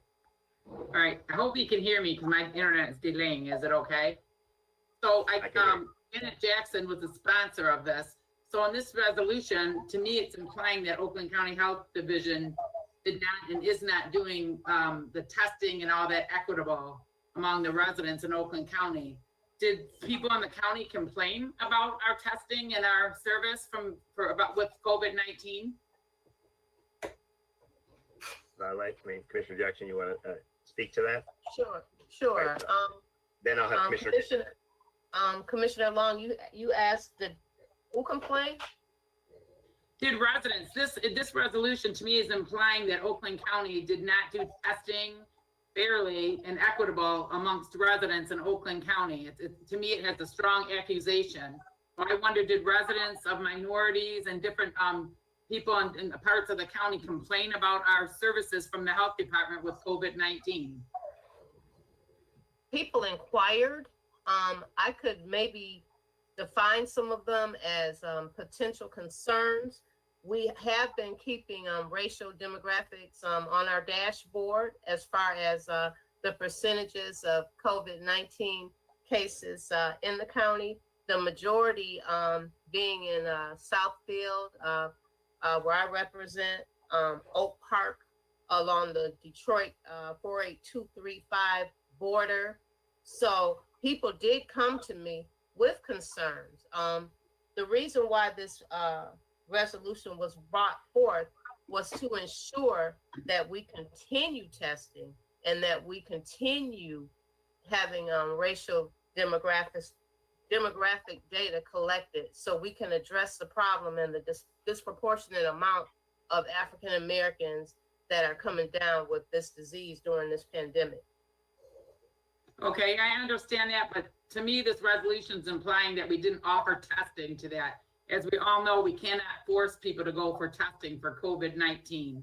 So I'm right now, as the resolution stand, voting no, because it's implying that we weren't equitable on our testing and stuff. And I don't think the county was, and I get it. The numbers are higher among African Americans a little bit. And I think Detroit mayor did a wonderful job getting them getting everyone tested and stuff in Detroit. But to me, this is implying that Oakland County did not do testing and is not offering testing to minorities. So I'm not supporting that because I don't think that is the case. Thank you. Well, can I? We got Commissioner Gingell, Commissioner Kowal, Commissioner. I want to speak back to that real quickly. I just want to point one thing out, Chair. Wait, Commissioner Jackson, respond back there, but I've got Commissioner Gingell up, Commissioner Cowles, and Powell. On the second, further be it resolved, it does acknowledge that the county has been doing a tremendous job in testing in minority communities, like Southfield and Pontiac. So I can't really agree with your statement. Thank you. Thank you, Commissioner Jackson. Okay, Commissioner I'm Gingell. done for now. Thank you. Commissioner Gingell, followed by Kowal, then Powell. Commissioner Gingell. Thank you very much. I actually have an amendment that I wanted to propose, so we can continue the discussion on this item if you want. I can propose the amendment later, Mr. Chair, or I can That would be propose great. Is it already written, or do you need to have it? It's on page Let's see, page 89, I believe, or page 90. Okay. So I'll make an amendment that we strike the to be it therefore resolves, similar to what you see on page 90. This resolution is about a call for equity for COVID-19 testing and treatment and prevention. But these two be it further revolves talk about other issues. They talk about, a strong need to address healthy disparities, poor underlying health and barriers to getting health care. It talks about applauding the administration's effort to expand health care to uninsured and underinsured with the Oakland Health 360 program, important for closing a major gap in our county health system. Those things are they're not even relevant to the equity in COVID-19 testing. And so therefore I would just move that we amend the resolution as shown on page 90. I believe it's page 91. I just want to make sure I'm looking at the same one. It strikes out the two be it further resolved clauses. Yeah, on my packet it says page 90, but yes, it's to strike out the two be it further resolved. Okay. Paragraph. Yeah. Okay. Commissioner Gingell moves that amendment. Is there a second? Support, Cowell. Commissioner Cowell supports. Commissioner Jackson, I had her hand to speak to the amendment. Commissioner Jackson? Yes, I'm not going to be supporting. I don't know if this is one amendment to cover both of the second and the third, further be it resolved. But starting with the second, further be it resolved, it states that there's also a strong need to address existing health disparities, such as poor underlying health and barriers to getting health care. I feel as though that's part to this resolution is treatment and prevention. That speaks to prevention. The reason why it's shown that there's a disproportionate amount of this disease taking root in the African American community is basically akin to poor health treatment, disparities in receiving health treatment. People that are in ethnic and racial groups are especially vulnerable just with bias in medicine and all types of things that we encounter in the health system. So that paragraph in itself speaks to treatment and prevention. So I feel there's a place for it, especially in addressing this COVID epidemic and pandemic. So I'm not going to be voting for this. And then the third, if both of these are part of the same amendment, the Correct. third paragraph, it speaks to the Oakland 360 health program. And that program was set up just to address these different needs. The needs of healthcare in the minority community. There's a higher percentage of uninsured workers in the minority and African American community that need these programs. And so I wanted to make sure that this information was included in this resolution for the record, because it does speak to treatment. And it's important, it is an important program to help in times like these. And that's basically all that it states. So I feel there's a need for both of these paragraphs to remain in the resolution. Thank you, Chair. Thank you, Commissioner Jackson. On the resolution, I see Commissioner Gingell for a second time. Is there anybody for a first time? In Commissioner Powell for the first time, then followed by Commissioner Gingell for a second time.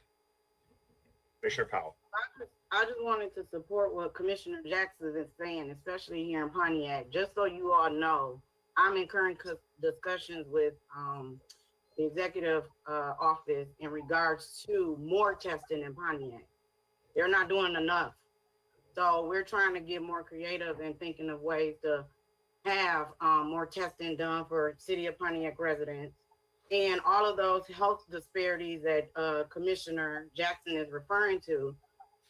When I worked for State Representative Tim Grimo, we were trying to do a big project with Oakland County to address heart disease in our community. And just know that we got half effort from the health department in executing that. So I think that us having a resolution to make sure that the county will start paying more attention to African American health issues and disparities. I think it's good that we do this, especially at a time like this when our numbers is the highest in the county amongst our ethnic group. Thank you. Thank you, Commissioner Powell. Mr. Chair, point of honor, please, or point of order, please. Are we discussing the amendment right now that's been moved and supported? We are speaking to the amendment that strikes out. Because I think we're speaking elsewise. Okay, and I did have my hand up, so thank you. Okay, so Commissioner Kowal, first, speak the first time on the amendment. I had you on the list for the main resolution. You want to speak to the amendment? Actually, no, I'll save myself for the. Okay, all right. Thank you. Commissioner Gingell for a second time on your amendment. Yeah, thank you. So just listening, Commissioner Powell and Commissioner Jackson, I mean, this is exactly the point I'm trying to make. The issue about needed health services, communities that need greater assistance and figuring out ways to provide them. It's not related to the calls for equity and COVID testing, because the COVID testing is occurring in cities like Southfield and Pontiac, and I don't believe there's a cost for it. And I believe it's available to anybody that wants it at this point. It doesn't mean we shouldn't be doing more. It doesn't mean that it's not a concern. It just says that, you know, from COVID equity and testing, in regards to disparities such as poor underlying health barriers in getting health care, and things like expanding healthcare services to uninsured and underinsured, to me, those are different topics. I mean, they certainly could be independent resolutions, but it just didn't seem germane to the call for equity in COVID-19 when we actually have locations and the items I mentioned earlier. That's my point. Commissioner Jackson, for a second time on the amendment. Speaking to the amendment. Well, basically, the resolution does speak about testing, but it does also speak more so in integrated with demographic information, making sure that the testing results show racial incidents and the percentage of African Americans and other minorities that might be tested positive or might be dying from this disease within our county. As I stated again, cities of Southfield and Oak Park along the Detroit border have the highest incidence of COVID in the county. And so we know also just by population, those are very heavy minority, African American populated communities. So we just want to make sure that the testing that's being done also identifies racial demographics, not just the county testing, but the hospitals that are doing testing and other entities. We have other entities that are going to be coming. As I mentioned in committee, Walgreens is talking about doing testing. So we just want to make sure that racial demographic information is being compiled as we look at the diseases that are germane to the African American community. We know that there are higher incidence of diabetes, heart disease, asthma, diseases that they say are more deadly during this pandemic. So we just want to make sure that the numbers that we are gathering reflect what we need to do as far as addressing the African American and minority community within this whole epidemic or pandemic. Thank you. Commissioner Kokendorfer. Thank you, Mr. Chair. I can certainly understand Commissioner Jackson's concerns about ensuring that there's racial equity in COVID testing. I agree with that. Oakland Health 360, that was an expansive program. Over $4 million. There were a lot of concerns about how that program was brought up, about remaining questions that the Republican caucus felt were unanswered. And I think the parties can sort of agree to disagree. And that's a big bucket of concerns there.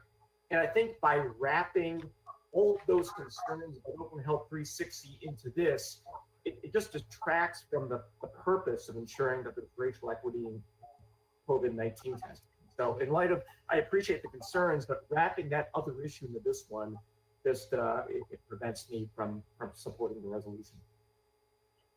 Commissioner Markham? Would not. Commissioner Thank you, Markham? Mr. Chair. I am in full support of the resolution. I'm not in support of the amendment. I think the amendment really takes a lot of the teeth out of what we're trying to do with this resolution. And I also feel that this resolution is consistent with two things. First, our commitment to improving healthcare for our underserved communities across the county. We've talked about that a great deal in the last 4 months, and I think this is consistent with that.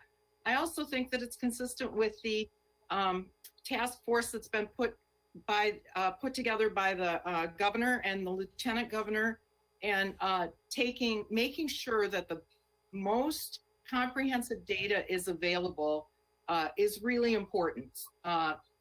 And so I am not in support of the amendment. I think it's a mistake, and I will be voting against it. Thank you. Okay. Any further discussion?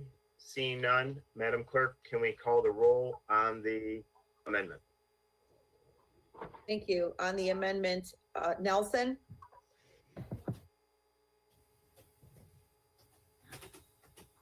You're muted. Commissioner Nelson, you're muted. No. thank you. Powell, No. Quarles, No. His, Yes. Bob, Yes. Wypert, Yes. Woodward, No. Dak, No.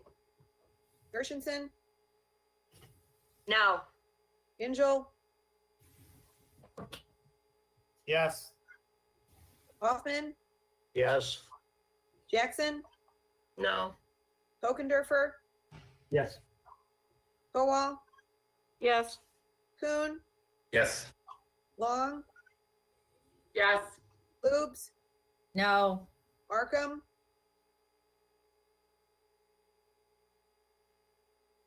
I'm sorry, Markham, You're on mute. thank you. No. Thank you. McGilvray, No. Middleton, Yes, yes. Miller, No. Mr. Chair, you have 10 yes, 11 no. An insufficient number voting in the affirmative, the amendment fails. It brings us back to the main motion.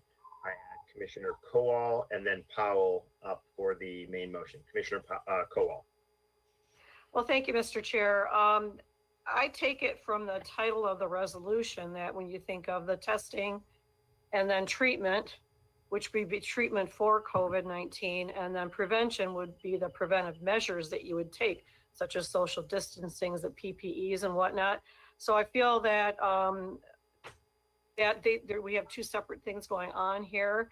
And given that we now have opened up testing to anybody, even asymptomatic people in Oakland County, as such, I don't see the need for this resolution as it's stated right now in its title.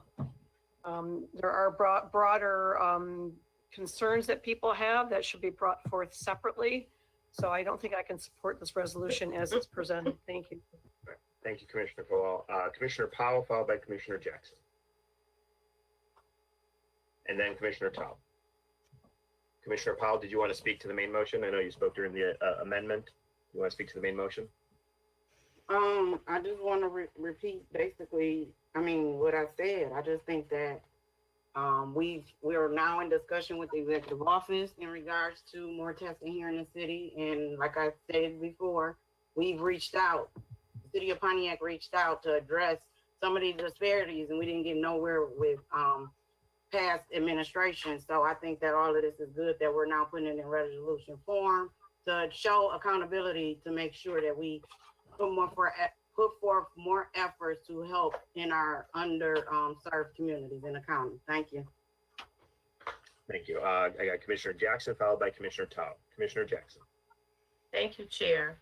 I just want to say in preparing this resolution and just resolutions in general, I'm on the understanding that the whereas statements define the problem and give information about the issue, and that therefore be it further resolved are actions that that we can take and we suggest.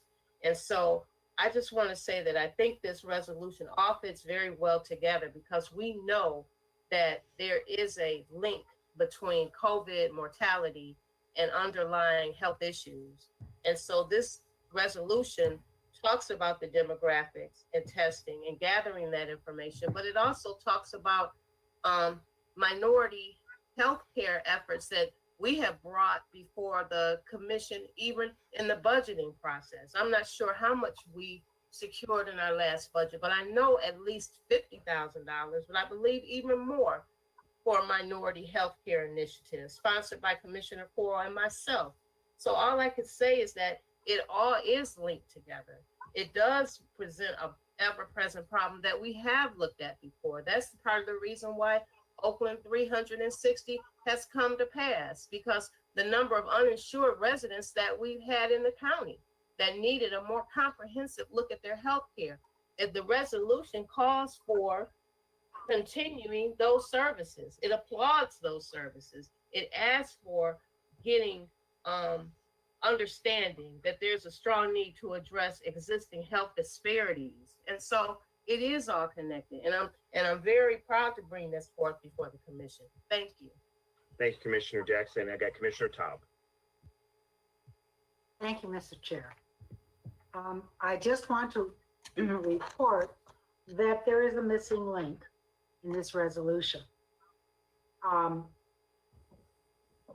heard from Commissioner Markham, who said she wants comprehensive data, and I agree with her. And I've heard Commissioner Powell say she wants everybody tested, and boy, I agree with her, okay? And, excuse me, I hear other people talking about things that are missing, things we should do.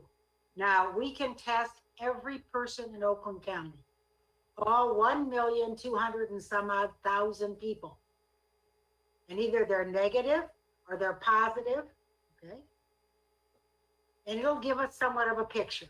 And assuming that the tests are going to get better and better and better, so we're absolutely positive that someone had COVID, okay, they recovered, they have it now, or they don't have it, okay? We can do all that stuff and it's worthless. It is absolutely worthless unless we find the underlying factors. We have named some underlying factors in the African American community, and they're absolutely, positively, probably correct. But there's one factor we're not considering. And I tried to amend this resolution, but for that one factor, and it did not pass in committee. The one factor that we are not looking at is contact tracing. Because if you test positive, regardless of your race, color, creed, whoever you are, and we don't know the people with whom you've been close to, or you sat in a movie show with, or spoken to, or whatever, we're not going to stop the spread in the African American community or any other community. So I am not going to amend this resolution. I will support it, but I'm going to present another resolution that suggests that we look seriously at contact tracing as the other side of the coin, the way we can eradicate this, not only in the African American community, but in any community. If you don't have contact tracing, your tests are worthless. Thank you, Mr. Chair. Thank you, Commissioner. I guess I just want to say one thing on this, that I look at this as a resolution, as a declaration statement that it's important to address the equity, the underlying issues that Commissioner Jackson talked about in this. The African American community is feeling a disproportionate bearing on of this disease, and testing, treatment, prevention, all the underlying health issues are contributing factors, and there's probably more. And I think it celebrates the things we are doing, and brings attention, and as a board recognizing there's more that needs to be done, and we got to make this a focal point of our efforts going forward. And so I want to applaud Commissioner Jackson for bringing it forward. Seeing no further discussion, ready to call the roll. And Commissioner Powell on, Oh, never mind. I was just gonna call for the question. You was doing it anyway. okay, Okay. there we go. All right, well, Madam Clerk, please call the roll on the resolution. Thank you. On the resolution, Commissioner Powell,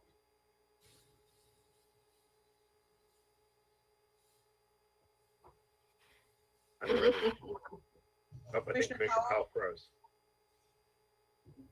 Let me skip over her and come back to her. very good. Commissioner Quarles, Yes. Biz, Yes. Staub, Yes. Wypert, Yes. Woodward, Yes. Dak, Yes. Gershenson, Yes. yes. Angel, Yes. Hoffman, Yes. Jackson, Yes. Kokendorfer, Yes. Kowal, Yes. Kuhn, Yes. Long, Yes. Lubes, Yes. Markham, Yes. McGilvray, Yes. Middleton, Yes. Miller, Yes. Nelson, Yes. Powell. Yes. Mr. Chair, you have a unanimous vote, 21-0. We have a unanimous vote. Dave, Yeah, I just wanted to let everybody know I had got knocked off, so I'm trying to connect my computer, but I'm on by phone, so I'm gonna switch again, just to let you know. got it. Thank you, Commissioner. A sufficient number voting in the affirmative, the resolution is adopted. In the debate, I overlooked there was an amendment to add sponsors. Can I get a motion? I guess my question is there anyone who does not want to be a sponsor of this resolution? Everyone voted for it. Is there anyone who does not want to be a sponsor? If we can get a motion to add all commissioners as sponsor of this resolution? So moved. Moved by Commissioner Hoffman to add all commissioners' names as sponsors. Seconded by Commissioner Nelson.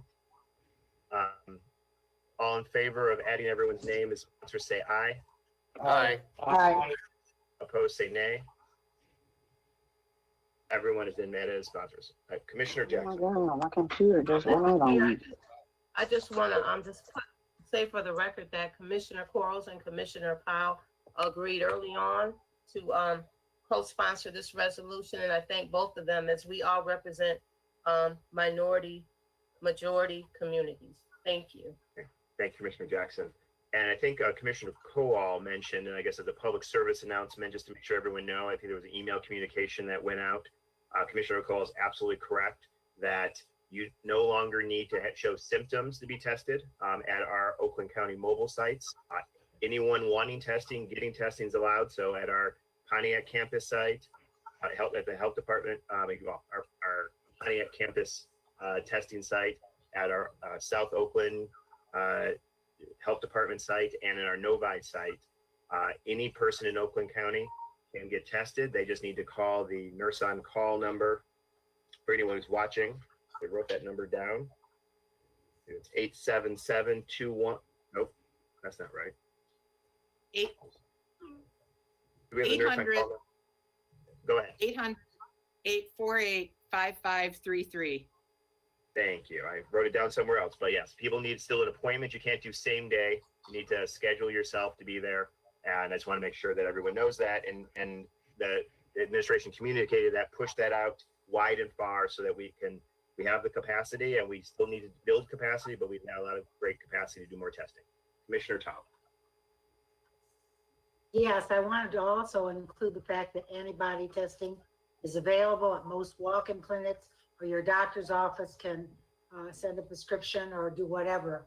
So if you think maybe I was so sick, but I, really, really sick, and I want to know if I have antibodies, that would be helpful because they're using plasma, I think it is, for people who have COVID.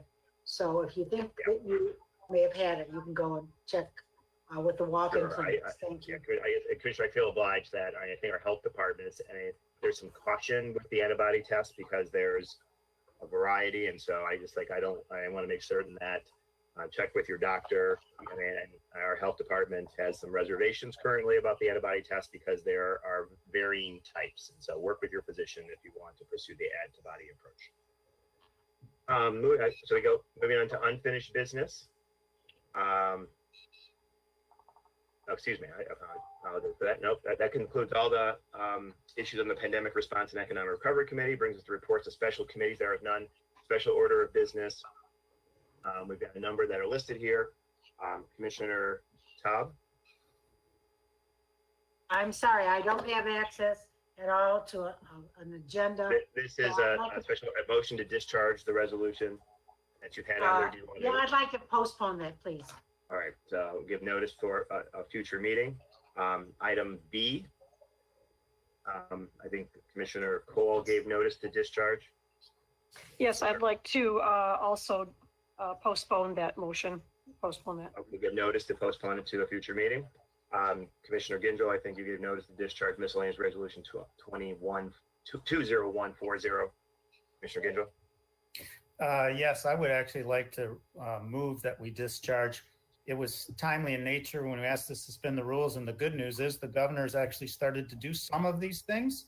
But I think this resolution's timely, and it was not taken up at a committee meeting, so I will move to discharge. Motion by Commissioner Ginzel, discharge seconded by Commissioner Hoffman. Motion discharge is a debatable motion. Do you want to speak to it, Commissioner Ginzel or anybody? Mr. Chair, I would just say that I think the items in this resolution are timely. We are at a situation where the economic crisis is going to be as significant as the COVID crisis or more. I saw our county executive, Dave Coulter, on Let It Rip, saying that we are now clearly fighting a two-front war. One is health and one is economic. I know that the governor has, since we introduced this resolution, opened up some of the manufacturing facilities. And I think there's more to be done, which is what this resolution calls for. And I think it's timely, it's significant, and it's important for the longevity of Oakland County and its residents that we adopt it. Thank you. Thank you. Any further discussion?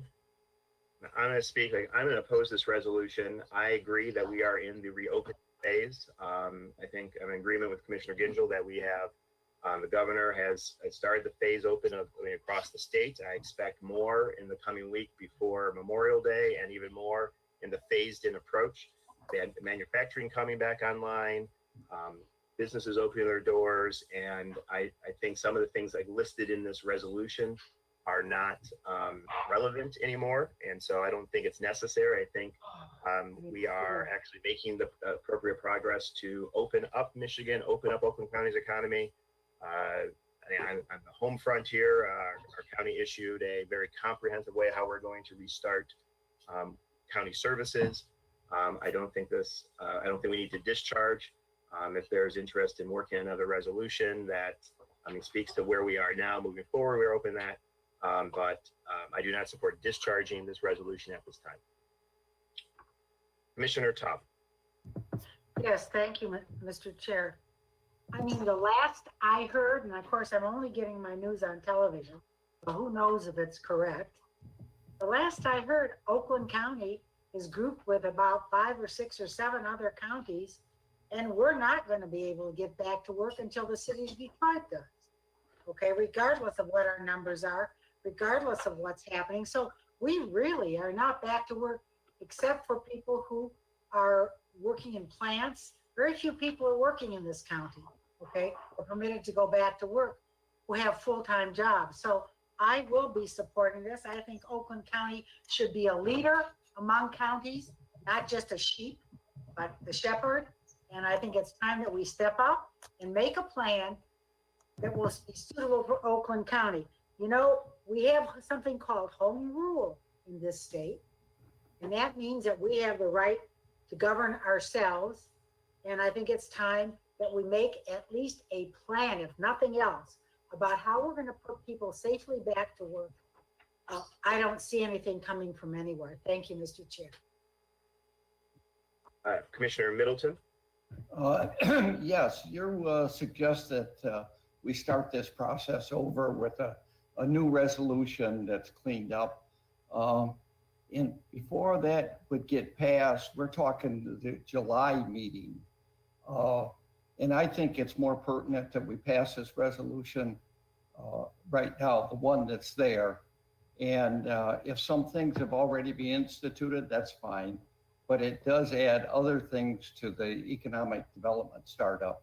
So to postpone it until July, I would be against that. So I'm in favor of the resolution. Commissioner Ginjo? Well, so just be careful, we're speaking to the motion to discharge. We're not voting yet on the resolution. This is the motion to discharge. Commissioner Ginjo. Yeah, so I'll just make it very quick. I appreciate your earlier comments that the fact that the governor is enacting some of this stuff already means that this resolution was proper and correct in nature when it was originally introduced. So I'll take that as a compliment from your comments and actually the actions of the governor.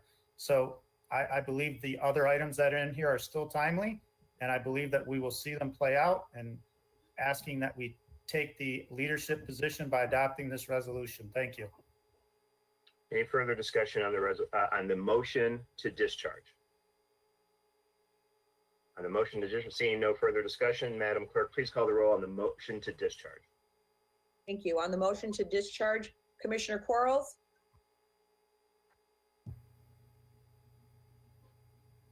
No. Thank you. Spiz? Yes. Bob? Yes. Weipert? Yes. Woodward?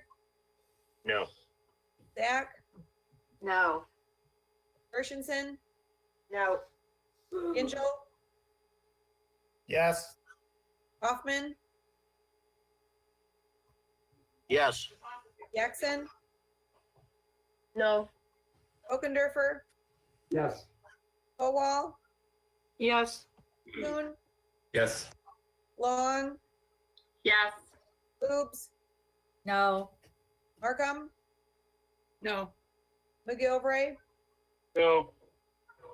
Middleton? Yes. Miller? No. Nelson? No. Powell? No. Mr. Chair, you have 10 yes, 11 no. An insufficient number voting to support discharge in this resolution. The motion fails. It brings us back to, sorry, I think it's recharge this because my battery ran out. Brings us to new and, oh, you know what? I forgot there's something that we were supposed to do. We were supposed to go back. Madam Clerk, what was the vote? Oh, it was the appointment of the members that served on the committee, on the oversight committee. And your records reflect an abstention. Is that correct? Yes. Okay. Shall we read? I need a motion on the prevailing side to move to reconsider. Moved by Commissioner Quarles, second by Commissioner Ginjal to reconsider the vote. All in favor of reconsidering the vote, say aye. Aye. Aye. Opposed, say nay. The vote is reconsidered. Motion by Commissioner Ginjal, seconded by Commissioner Quarles to designate Commissioner Zach, representing the Democrat caucus, and Commissioner Kokendorfer, representing the Republican caucus, to sit on the oversight committee for the Oakland Together Community Response and Recovery Fund. Can we get a roll call vote on that, Madam Clerk? Yes. Gershenson? Yes. Gingell? Yes. Hoffman? Yes. Jackson? Yes. Kokendorfer? Yes. Kowal? Yes. Kuhn? Yes. Long? Yes. Boobs? Yes. Markham? Yes. McGilvray? Yes. Middleton? Yes. Miller, Yes. Nelson, Yes. Powell, Yes. Yes. Quarles, Yes. Biz, Yes. Taub, Yes. Wypert, Yes. Woodward, Yes. Zach. Yes. Mr. Chair, you have a unanimous vote, 21-0. Sufficient number voting affirmative. Those members will represent us on the oversight. Okay, I think that covers all the regular stuff. That brings us to unfinished business. Now we're to new and miscellaneous business. And we have some proposed resolutions, and I'm just going to go through them as they're on the most updated agenda. First one up is, I think, the one introduced by Commissioner Kuhn, Wypert, and Hoffman. Moved by Commissioner Wypert. Yeah, thank you, Mr. Chair. I have a miscellaneous resolution proposed by myself, Commissioner Kuhn, and Commissioner Hoffman. And this resolution would add $50 million to the Small Business Stabilization Fund and $30 million to the CVTs for COVID relief. And I think this is a pressing issue, so I would move to request suspension of the board rules. You're moved by Commissioner Wypert to move for suspension of the rules, seconded by Commissioner Hoffman. That's not a debatable motion. All in favor of suspending the rules? Madam Clerk, please call the roll on suspending the rules. Thank you. On suspension of the rules, Commissioner Spiz, Yes. Bob, Yes. Wypert, Yes. Woodward, No. Zach, No. Gershenson, No. Gingell, Yes. Hoffman, Yes. Jackson, No. Kokendorfer, Yes. Kowal, Yes. Kuhn, Yes. Long, Yes. Lubes, No. Markham, No. McGilvray, No. Middleton, Yes. Miller, No. Nelson, No. Powell, No. Quarles. No. Mr. Chair, you have 10 yes, 11 no. An insufficient number voting in the affirmative. The rules are not suspended. Commissioner Wypert, would you like it to refer to the Pandemic Response and Recovery Committee? I'd like to, I see Commissioner Hoffman has his hand up for something. Yeah, I would like to. Okay. I would like to. Referred I would like without to objection. Yep. referred without Pandemic objection. Response Economic Recovery Committee. Thank you. Okay. Commissioner Hoffman, do you have a motion? Thank you, Mr. Chair. I'm a bit confused by the vote we just took, and first I want to. Commissioner Hoffman, is there a motion? Pardon? Is there a motion? I just have a comment. I want to compliment the county executive Okay, for, well, Commissioner, we can have announcements at the end. Let's get through the rest of these and then we can come back to okay, announcements. this pertains to this. The vote has already happened, Commissioner Hoffman. I know it's not about the vote. It already happened. I'm just, All right. Okay, so we have another item on the agenda, the next one. Commissioner, excuse me. No, it's Commissioner Tubb, I think, has a resolution. Commissioner Tubb? Yes, I do. I'd like to suspend the rules. The resolution is to require mandatory contact tracing on all positive COVID-19. Commissioner Tubb moves to suspend the rules, seconded by Commissioner Gingell. It's not a debatable motion. Madam Clerk, please call the roll on suspending the rules. Thank you. On suspension of the rules, Commissioner Taub, Yeah. Wypert, Yes. Woodward, No. Zach, No. Gershenson, No. Gingell, Yes. Hoffman, yes, Jackson, No. Kokendorfer, Yes. Kowal, Yes. Kuhn, Yes. Long, Yes. Boobs, No. Markham, No. McGilvery, No. Middleton, Yes. Miller, No. Nelson, No. Powell, No. Quarles, No. Biz. Yes. Mr. Chair, you have 11 yes. I'm sorry, 10 yes, 11 no. An insufficient number voting in the affirmative, the motion to suspend the rules is denied. Commissioner, would you like it referred to the Pandemic Response and Recovery Committee? When do you expect that'll meet, Mr. Chair? Soon. I don't have it soon. Oh, sure, but if, maybe it won't meet till December, so whatever. Thank you.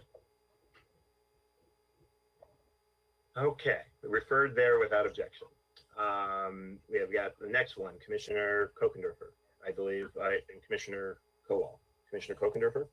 Thank you, Mr. Chair. I'd like to, Commissioner Kowal and myself would like to introduce a resolution to appropriate $3 million to support safe elections in Oakland County. Clear that it's time sensitive and that local clerks are planning now and how much they have, and regardless of future decisions, funds. Wait. Can everyone mute themselves if you're not speaking or getting some feedback? Okay. So I'd like to move to suspend the rules in light of the time. Suspend the rules for that. Moved by Commissioner Kokendorfer to suspend the rules, seconded by Commissioner Kowal. That's a non-debatable motion. Madam Clerk, please call the roll on suspending the rules. Thank you. On suspension of the rules, Commissioner Weipert, Yes. Woodward, No. Zach, No. Gershenson, No. Gingell, Yes. Hoffman, Yes. Yes. Jackson, No. Kokendorfer, Yes. Kowal, Yes. Kuhn, Yes. Long, No. Lubes, No. Markham, No. McGilvery, No. Middleton, Yes. Miller, No. Nelson, No. Powell, No. Quarles,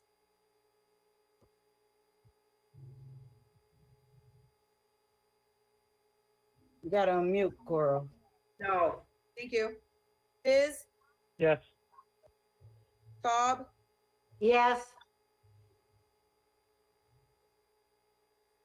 Mr. Chair, you have 9 yes, 12 no. An insufficient number voting affirmative to suspend the rules. The motion fails. Commissioner Kokendorfer, you want to refer that to the Pandemic Response and Recovery Fund, Recovery Committee without objection? Referred there without objection. Thank you. Okay, those are the 3 proposed resolutions introductions that I saw on the agenda. Are there any other resolutions to be introduced? Seeing none, brings us to announcements. Commissioner Hoffman. Commissioner Hoffman, followed by Jackson and Lubes. Thank you, Chairman Woodward. I started to say earlier that I want to compliment the county executive for taking a lead along with some of the commissioners regarding this $30 million we want to allocate for cities, townships, and villages. But what's confusing to me is the majority caucus just voted against what the county executive wants to do. So I was a little bit confused by that. I just like to respond that's not what the vote was. The vote was to suspend the rules. There will be a resolution coming forth to address that recommendation, as well as all the care spending that this entire board has actively advocated about. Furthermore, I think that, and I think maybe the sponsor of these resolutions should look at, there's a new declaration that CARES dollars can be used for the 25% match of FEMA dollars. And that probably is going to be a strategy to help support our local communities even further. And you can probably think through how that's going to work. And the committee is going to be taking this up very shortly. Commissioner Jackson, then Commissioner Lutz. Thank you, Chair. I just want to say, I know with COVID-19 going on, maybe some of us have forgotten that the census is still active and that we need to make sure that we get that message out to our districts. Just a quick report. We still are having issues with Wixom, Pontiac, and Lake Angeles. So I know Commissioner Powell sits on the committee with me. She's addressing Pontiac, but Wixom and Lake Angeles, if that's one of your areas you represent, could you let me know so I could maybe have Amanda or Tyrone do some things to help you reach out now that we're in a virtual mode? A lot of things have changed. Also, Southfield, Kegel Harbor, and Royal Oak Township could have a boost as well. The majority of our other cities in Oakland County have reached at least a 70% response threshold, which is really good. So Tyrone and Amanda will be giving an update at our next meeting. We're having a very large meeting next week. And so we'll be able to update you guys some more about future activities. So just remember to post on your Facebook page anything that you can in regards to responding to the census. You know, these dollars are going to be more crucial than ever for our communities. Thank you. Thank you, Commissioner Jackson. Commissioner Lutz. The recent press release that the county would be distributing CARE Act money directly to municipalities based on size and need. Is there criteria for that? Is there an application? What are the details for this? I'm happy to address that. In touch with the administration, we're going to be bringing forth a proposal on how that's all going to be done, and the committee will recommend. But as I mentioned earlier, that this change in allowing FEMA reimbursement and allowing CARES dollars to pick up the 25% local community match, I think it's going to require a little rethinking on what maybe was even proposed to make sure that we get maximized benefit for our local communities, as well as for other county operations. So we will be discussing this in committee and bringing forth, I would expect, at our next board meeting, taking the matter up. Commissioner Gindel. Yep, thank you, Mr. Chair. I would just say as that resolution comes about, I would request that the minority members that drafted a similar resolution be included or part of it. And then just another comment in regards to the press release. I actually applaud the county exec for the press release and the direction. If we were under normal circumstances, that would all have to come to the board to be approved. Under the emergency condition that we're extending, the county exec has the authority to do more of that than in the past. And I think that's why we need to consider any future extensions more seriously. Thank you. To Commissioner Gingel's point of view, as the county executive also announced, before anything moves forward, it will come through the board. Commissioner Long and Commissioner Tubb. Thank you, Chairman Woodward. I would just request that if you find out some information about the program for the city, villages, township before our next board meeting, that we get emailed it. I'm working with my supervisors and managers, and they're very interested. So any information when you're setting policy, and I have a couple suggestions that I'll get with you later, that we can get information, gather information, so we can kind of keep them informed of where it's at. Thank you. I think it's great. I think that there's broad consensus and want to take support to help support our CVTs. Commissioner Tubb. Thank you, Mr. Chair. Because many of us sit on multiple committees, even though we can't go outside, so to speak, but we do have yard work and such to do, it would be very helpful, sir, if you would give us a schedule of the next meetings, both committee meetings, and oh, by the way, some of us do work from home. So I think we need committee meetings. I think we need board meetings for the next month so that we are prepared. That's the first thing. The second thing is, I would really, truly appreciate it if we can get things in a more timely manner. I think the staff is up far too many hours trying to juggle all this. I think we need to have some concern for our staff. Next thing I'd like to talk about is the report. I'm asking you to request from the county executive a report, COVID-19 report, on how many senior citizens age 50 and above died either in a senior center apartments or nursing homes, or were transferred to hospitals and died there of COVID. Commissioner Taub, if you would be happy, if you would help put that in a writing, I'm sure staff can send that to the executive. I'm sorry, I didn't hear you. If you would put it in writing and send it to staff, I'm sure we can send that request off to the executive. Okay, and will we have a schedule? We currently have an approved schedule. I think I heard very loud and clear that this board is willing to meet as frequently as necessary to approve additional COVID dollars. And so we will meet as frequently as necessary.